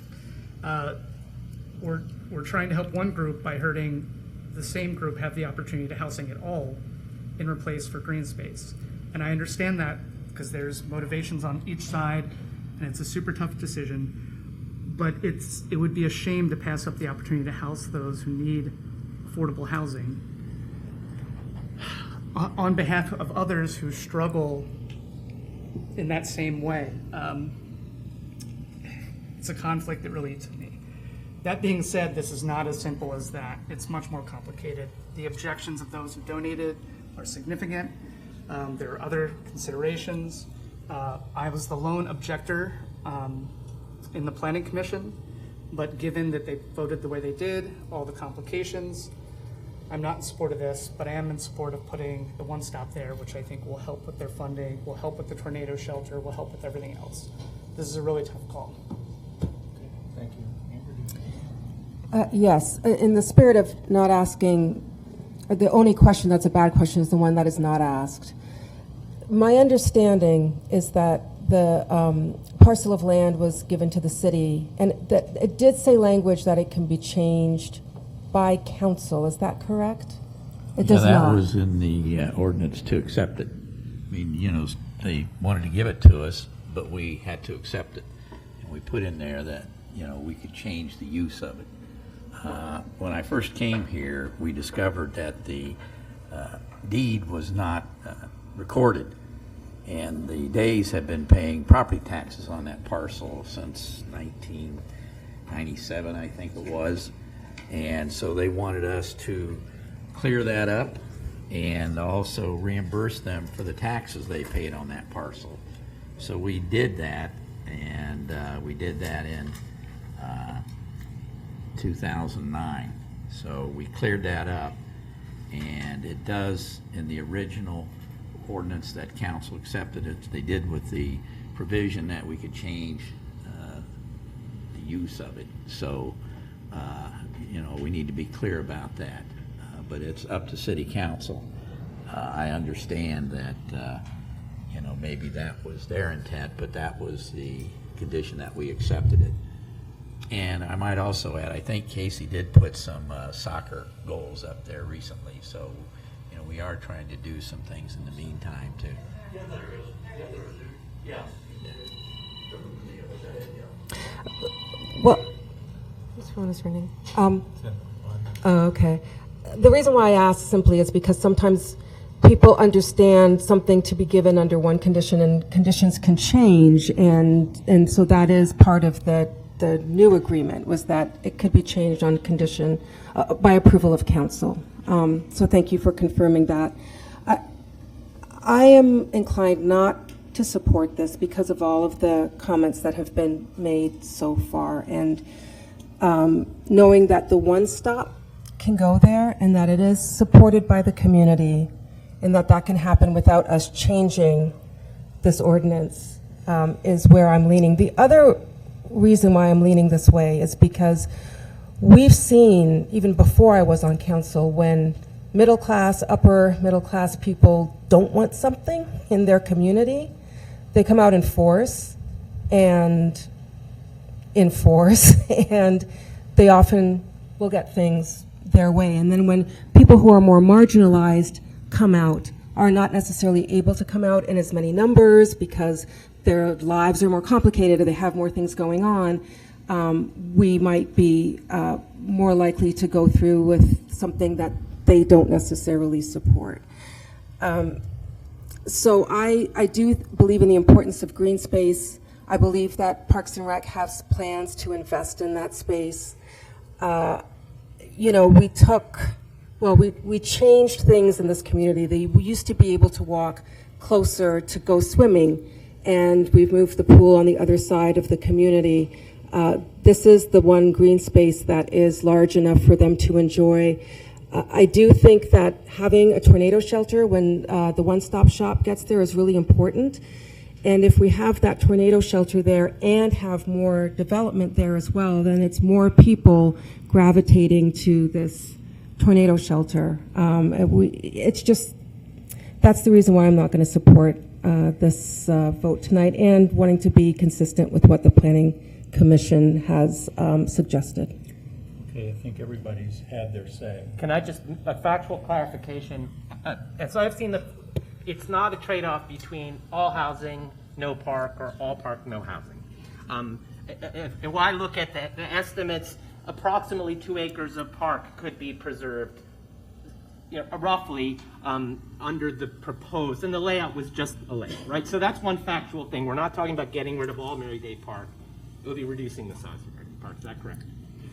Just real quick clarification. So where do we stand on TOPS? Is it going to go on Mary-Day Park, or is it going to go on the FRC? Well, the board voted to build it on their current site, so we're talking about something that they did not favor. I can and speak they're to not that. here to No, speak. that's And not fair. I can speak to that. That's just not a fair. well, that's the I've spoken to information them. that we were given. No, well, they were responding to the fact that we might build housing there. Yeah, they were responding to the plan to put housing there, so their backup was to put it at their current location. I can tell you they're still in deliberations about this. Okay. Yeah. Especially depending on the Jason vote went to tonight. their board meeting. Okay. Well, that was my understanding, and the clock is ticking. They need to get going on their project. Yes, they do. They got to get moving. And just the last clarification, this is more just on the project. Does the current proposal for the TOPS facility include a tornado shelter? Like a basement or not? Go ahead. I know that was initially part of our intention, that there might be cold shelters, but do we know currently? Just for the record yes, the intention would be to use part of the park for housing and part for a park as about a football size field would be left for the park if we proceeded. As for the TOPS, to our knowledge, the board shared with us that they voted to build on their own land. We have no other information, so that's just all we have at this point. And then third, we have no updated plans from TOPS. So we are trying to actively work with them to get those plans and help them move forward. But as of today, we do not have new estimates and new plans. Thank you. Thank you. Are you ready to vote? Just for clarification, so TOPS is not in favor, or they are in favor? No, so TOPS took the planning subcommittee within the TOPS FRC groups. Originally voted to put it on their property, but I believe that was in response to us having potential plans to put housing there. I've talked to them, and they may very well have a vote after we vote tonight in response to that may change. In fact, it was my impression, this is not official, that they would prefer that given that we don't put housing there. Does that make sense? Prefer that housing is not there. If the housing is not there, they would Then prefer that's to where move they the would one like to stop be. to Mary Day Park rather than their own property. But they would want housing in general. They weren't speaking to that. They just knew that we had a vote coming up on this. Okay. And so that changed the conditions that were available to them. Hey, Jason. Yeah. I think I can add a little bit more to that. So in the original thing that we did back in whatever that was, March or something like that, they were going to use their original properties and rent those out to fund the TOPS FRC Center and then build the TOPS FRC Center abutting or adjacent, like a little bit is going to go into Mary Day Park. That's how I understood it. Is that correct? I mean, I can't speak that the original plans were originally there, but there's been many talks and changes. And over all then the time. when we Yes. started discussing this is when they just started discussing building it on the property where those three buildings are currently, correct?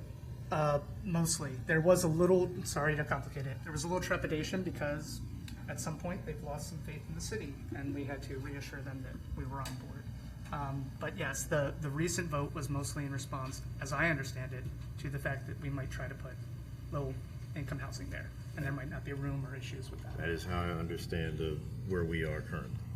That was my discussion with the leadership of TOPS when I talked to them as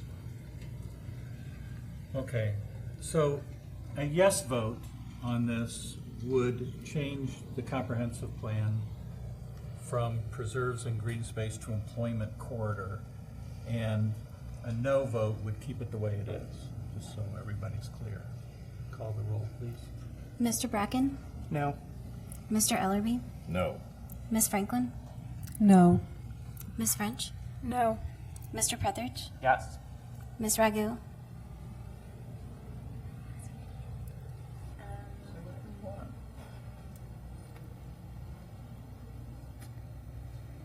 Yes. Okay, Mayor Snavely? and I'll say no. So the ordinance fails 2-5. We will now move to ordinance number 3. An ordinance amending the official zoning map of the city of Oxford, Ohio for 4.67 acres of land known as Mary Day Park, located at 55 Rays Way, from General Business District to R4 Multifamily District. Okay, is there a motion and second? So moved. Second. Thank you very much. You've already given your report, okay? So we know what this is, the zoning part of it. And I will open that up to the public if there's anybody else who thinks that there's more to say on this.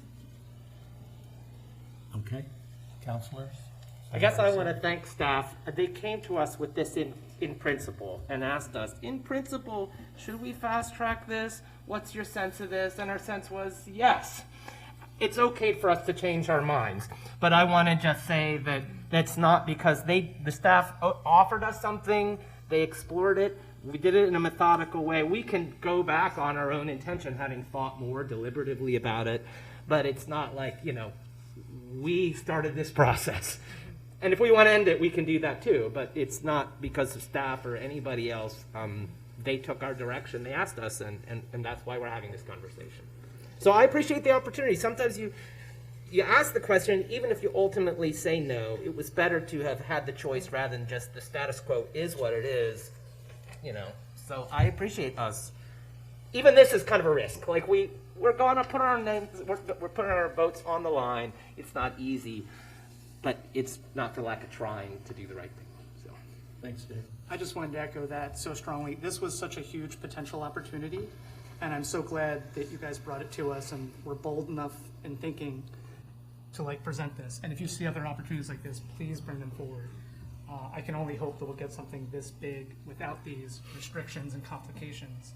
That would be fantastic. So thank you. I agree to. Anyone else? Yeah, just again, expressing appreciation, and I'm excited to see what comes from, I think Jessica and I were talking the other day, and Jessica had mentioned, point me in a direction. If it's not this, what's it going to be? And you're so incredible. Both of you are so incredible at your jobs. And so I'm excited to see what happens when we point you in a direction and say go. And hopefully we can decide on that direction quickly, and then we can get some tangible progress made on affordable housing for people to live and move into. I think all of council appreciates the work that Jessica did for us. And just one final point, I'm going to change my vote because we didn't change the comprehensive plan. The plan is the guiding document. So while I was in favor of moving forward with the project, if our comprehensive plan says open space and we're stick with that, then it doesn't. There would be no justification for the rezoning. And so I hope that we stay firm to our comprehensive plan. So stop with that. All right. Thanks, Dave. You can call the roll. Mr. Ellerby? No. Ms. Franklin? No. Ms. French? No. Mr. Petheridge? No. Ms. Ragu? No. Mr. Bracken? No. Mayor Snavely? No. So the ordinance is not adopted, and we thank everybody for coming and listening to us work through that. We will move to announcements and communications, and I'll begin with City Manager Elliott. Okay, I'll be real brief because it's been a long evening. I just want to share with the council and the public that staff and I met with a consultant for the Butler County Port Authority to learn more about their programs for economic development and to discuss the strategic plan they're developing for the county. So as we look to do economic development projects, we may use the services that they have to offer. And that's all I have this evening. Thank you. Okay,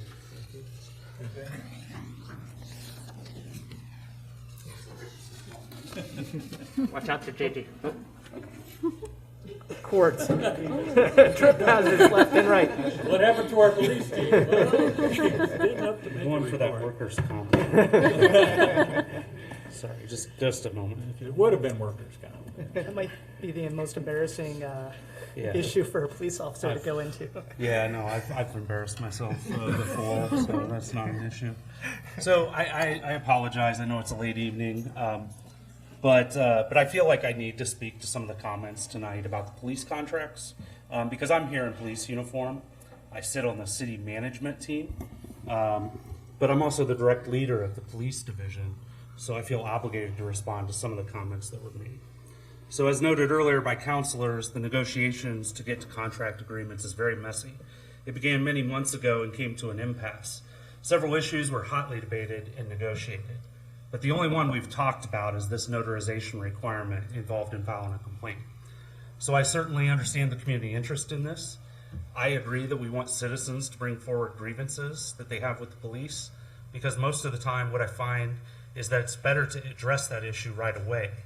It's to clear up many misunderstandings and to not let the issue fester with citizens. Because that person's bad experience will often affect how they talk with their friends and community members about the department and help shape the other citizens' viewpoint of the agency. But what happens in that negotiations room is not public. Both parties agree to not publicly speak about those details and to negotiate in good faith. So your city team advocated very strongly for the removal of that language that we've talked about because we understood council's position, we understood PCRC's position, but ultimately we failed to succeed with the fact finder. So I don't want to sound like I'm representing the union here, but I think it's fair to point out that the words we all heard tonight were very one-sided. it'd be difficult for those union members to get up and to speak in front of their bosses and defend this. So I want to at least present some balance to the issue. I think sometimes we have to look at our own leadership and say, where did we fail? So we had options to negotiate that language out of the contract. If we would have budged on other issues, we could have kept negotiating, and we probably could have accomplished that, but we just chose to take positions on other things. So it's true that OPD is the only police agency in Butler County with the notarization requirement. We've heard that many times. I think if the union was here, they would say, but it's also true that OPD is the only police agency in Butler County without a sick leave buyout retirement in Butler County. They would also point out that OPD is the only police agency in Butler County with a PCRRC, or a Citizen Advisory Review Panel. We're also the only ones providing pedestrian data on a regularly basis to this agency. So I think there's other things I could speak to, and some of the interrogations I've sat through by the members of the public at some of those meetings. I don't think other police chiefs in Butler County do that. Our supervisors are very well trained at handling citizen complaints. Our department remains very transparent. We have online feedback forms that citizens go fill out online. They don't have to have them notarized. They can even anonymously do that, although it makes it very hard to follow up sometimes. And I follow up on those as much as possible. They can call me, they can email me, they can come to our lobby. The reality is that we get more complaints about $10 parking tickets than we ever do about substantial actions of our police officers. So we review our body cameras regularly, we correct officers when they need corrected, and we issue discipline when our officers when they violate a policy or they don't live up to our values. So I just want to reassure council, and of course many of the members of the public have left, but maybe they'll watch. I want to reassure them that we value the constitutional rights of our citizens, which includes the First Amendment right to petition the government for a redress of grievances.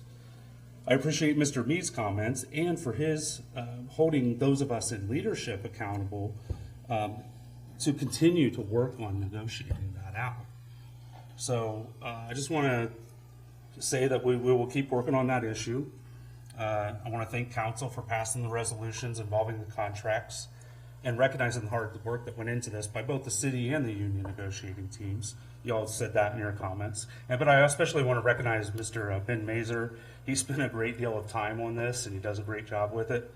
And a thank you in advance to Heidi and her finance team, who's going to be working on going through that contract and updating the payroll and getting that out to our officers. So I apologize for taking up more of the time on the same issue, but there are times I think we need to address those things directly. So thank you for the opportunity to speak. Thank you very much, Chief. Well said. And I think it's probably goes without saying, but needs to be said, that council supports our police force 100%. Heidi. Okay. Chief? Nothing, sir. Okay. Casey?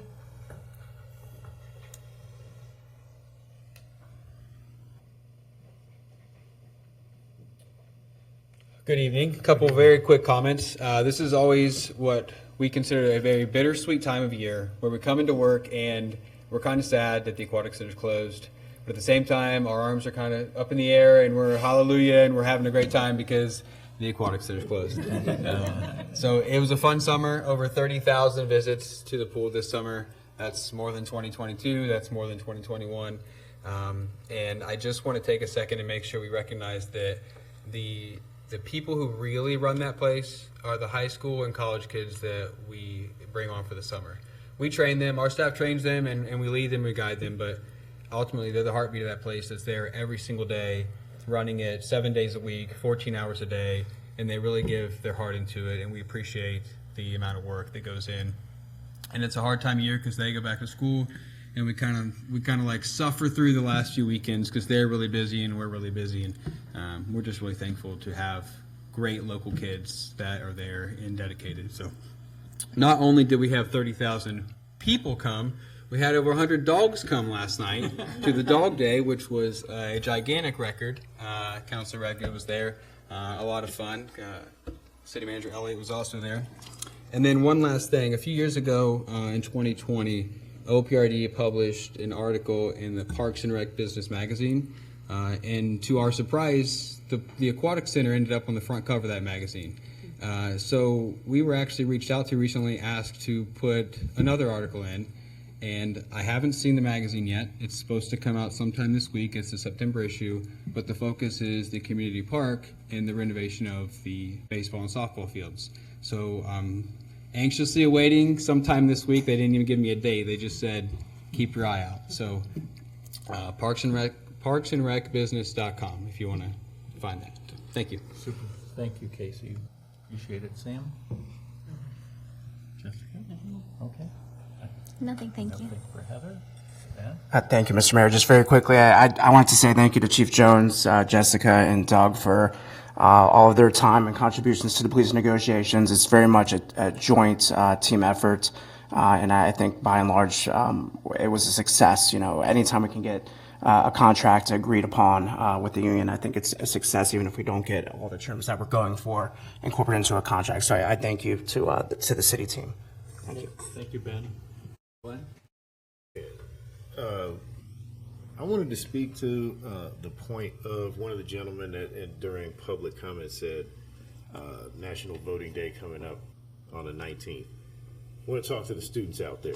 A lot of you guys don't think that you can register to vote here in town while you're going to school here. Fun fact is you can. And many times I've heard people say, what can I do about certain things in the community as a student? This is one of them. Because you're here 9 months out of the year, you qualify for the 6 months out of the year requirement to be able to register to vote. So you can register to vote and make your voice heard around here if you don't like the way certain things are being run. I wholeheartedly recommend that you guys do that because you're the largest population group and you're severely underrepresented when it comes to voting time.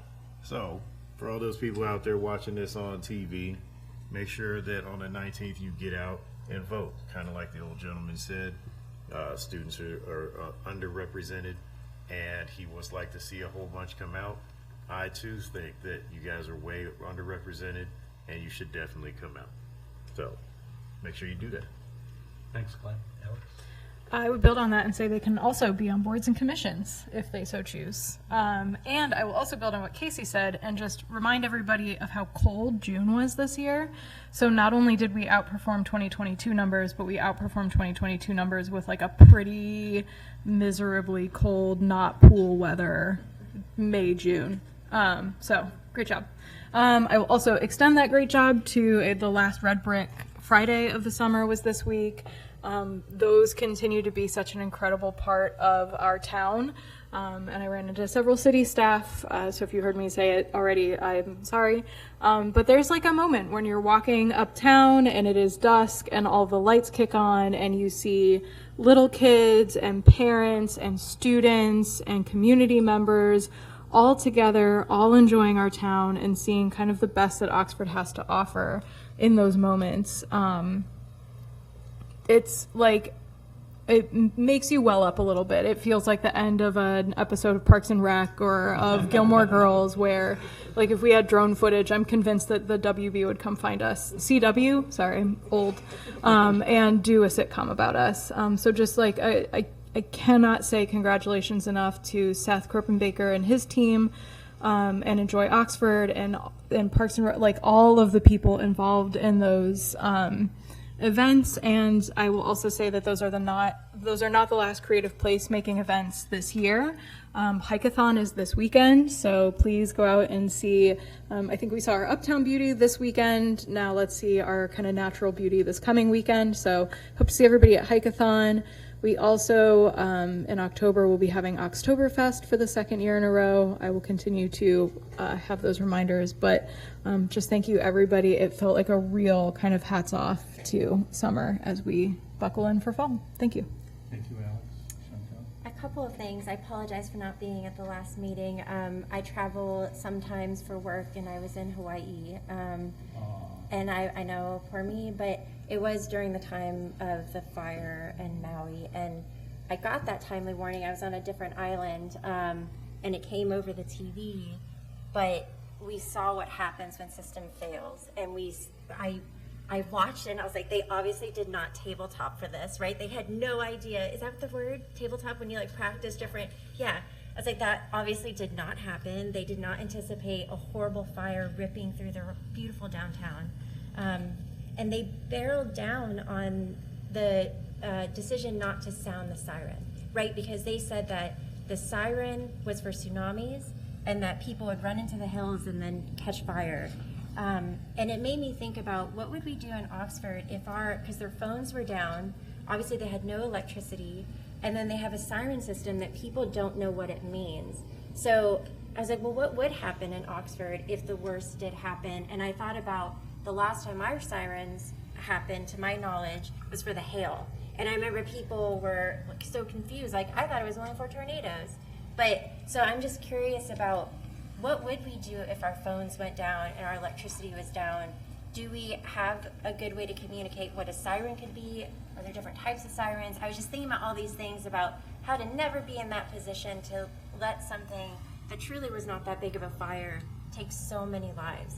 And I do think it was responsible of the way the island responded, unfortunately, or people in power. So that, and then the second thing is, they needed volunteers, right? And the Red Cross was begging for volunteers. So I was like, I'm here, I have the weekend, let me sign up. It was a long process. I still have, I think, 15 hours of training to be done with it. And so I would encourage people, I'm like, I just want to be ready. Whenever I'm there and I have the time, I just want all this out of the way, all this training, this pre-phone calls, all these background checks. So I would encourage people that have the flexibility to be deployed for these mass emergency settings to do that, because I know that there are people from Cincinnati being deployed to Maui to help. So yeah, Red Cross, I'm such a fan right now, so can't wait to be a part of it and hope that we have a big support system around us at all times. Nothing tonight. Jason? Nothing more. David? So I just want, speaking of Red Cross volunteers, Mr. Hand, who volunteers for the Red Cross, raised an issue about our tree ordinance. And I just want to say that ordinances are sometimes like cars. You take them from a test drive, and in real world conditions, you see how they operate. And so I think that as we've had a couple of options of seeing, like, A, how does the ordinance apply when we apply it? How does it when we waive it? And then, is it achieving the outcomes? And I think at a certain point in time, we might need to circle back to say, is it achieving our goals? You know, is it protecting trees or not? And like many things, it's another example, we're trying to balance the economic development and the housing. We don't want it to be too burdensome. But I think it's evident that maybe it's achieving some goals, but I'm not sure how many trees it's preserved yet. So I'd like us maybe to come back to that. But I would just, I want to thank the chief, both for what he said, but the manner in which, you know, I really appreciate the frankness of being able to speak to council and to the public openly about difficult issues and how much that promotes, you know, better dialogue and understanding. So I really, you know, like that when you feel like there are ways in which you push back on us. And I mean, I value that from anyone on staff, that because we're all just trying to work it out. So I appreciate that kind of openness, and I think it makes our government and our community better. So thank you. I want to thank Alex for bringing up Hike-a-thon, Oktoberfest. Oktoberfest is October 14th, and that is one of our major celebrations in the community, and I hope you all planned for it. Unidiversity is also one of those kind of events, and that's September 22nd uptown. The League of Women Voters Candidate Forum is on October 11th at the Knolls. And the Apple Butter Festival is coming up October 7th and 8th. So there's a lot going on in the fall, and I hope that people in the community go out and support them and enjoy what we can of our community. With that, I would entertain a motion to adjourn this meeting. So moved. Second. It's been moved and seconded. All those in favor say aye. Aye. Thank you.